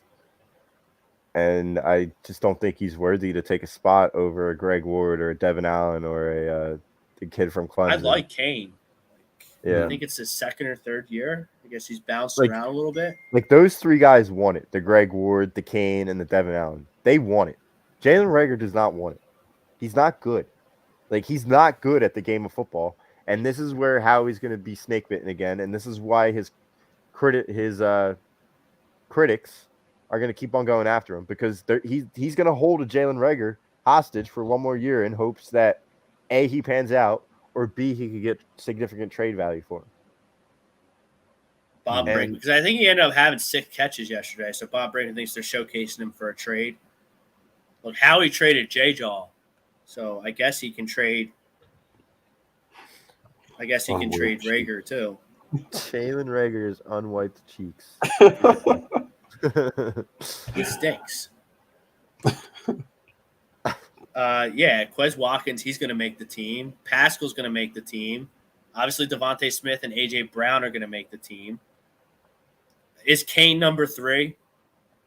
I think he is. Mm-hmm. Say it one more time. Kane's 5. So how many receivers are you going to take? So A.J. Brown, Devonta Smith, Quez, Pascal, and then that's where 4 guys are going to be fighting for 2 spots, I guess. So it's Ward. You got Ward at 5, Reagor 6, Devin Allen 7, Kane 8, and then they have the other guy from BYU, I think. Forget his name. However you want to list the guys, the afterthought guys, like Jalen Reagor's last. Yeah. Mm-hmm. In my opinion. They got a 4th round or a future or former 4th round pick in the same draft for JJ Arcega-Whiteside. So you got to just find a 3rd round pick that's struggling, something like that, dude. in that draft, and just swap up. Find a 6th round pick that's struggling. I would cut him. I would cut him too, but that's not how. Like we're smart enough fans to realize that like he's probably not going to get outright cut unless he goes into the season and starts messing up, dropping punts, dropping balls, lackadaisical. Was it him who dropped that ball against the Giants at the buzzer? Yep, he dropped. That was him, right? 2 of them on the same drive. Like balls right in his hands. Like and then he dropped that punt in the playoffs last year and blamed everyone else but himself. But yeah, Bob says Pascal's number 3. I mean, Pascal's a lock for the team. That's Sirianni's boy from Indianapolis. Mm-hmm. So that's going to happen. And then Quez is a lock. So we're up to 4? Mm-hmm. You probably keep 6? Yeah. So there's 2 spots. You got to keep Greg Ward. You signed him for over $1 million. Greg Ward will make the team. Well, Greg Ward can do some special team stuff for you that Jalen Reagor won't do. And I'm not sure that the other guys are going to do. Matthew Walsh, a great point. Reagor also spends way too much time on social media arguing with the fans out there. You can kind of put Miles Sanders in that boat too. Mm-hmm. Like, why would you care? Like, if I was a professional athlete and Rob Brinkman from A2D Radio said I stunk, like, I wouldn't give a fuck. Yeah. I would just look at him like, who are you? Like, what do you do? How many catches did you have last week? None? He said none of us look like what? I forget who it was. He said none of us look like varsity players or whatever. And I wasn't. That's why I do this. I stink. I can play golf kind of good. Yeah. And that term I use kind of good, like really loosely. And I could hit the ball in baseball a little bit. We're just guys that weren't committed enough to be where Miles Sanders is today. And now Miles Sanders is worried about. Weren't born with the genetics, too. For genetics. Like how much of a loser do you have to be worried about guys like us saying like not even like bashing you. We're critiquing your game because that's a part of the sport. That's a part of the business. That's what you like. You signed up to do that type of shit. You signed that $1 million contract, and part of that is having to deal with guys like us critiquing your game. Like that's how you make your money, dude. Like people listening to us, then watching you. That's how you make your money, Miles.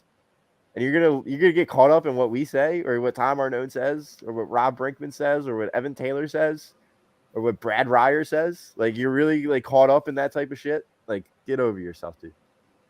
Too many weak-minded players that we draft. Yeah, I think we turned the corner though, like because we definitely. traded AJ Brown and we traded for for AJ Brown. It's essentially a draft pick. Jordan Davis is SEC. Who else do we? Nakobe Dean was SEC. Mm-hmm. SEC. The Cam Jernigans or whatever his name is. He's a Big Ten guy. Yeah, he's gonna be Kelsey's protege too. I don't know. I think we're gonna be not kicking ourselves, but I think in like 3 years we're gonna be like Kyle Hamilton was right there.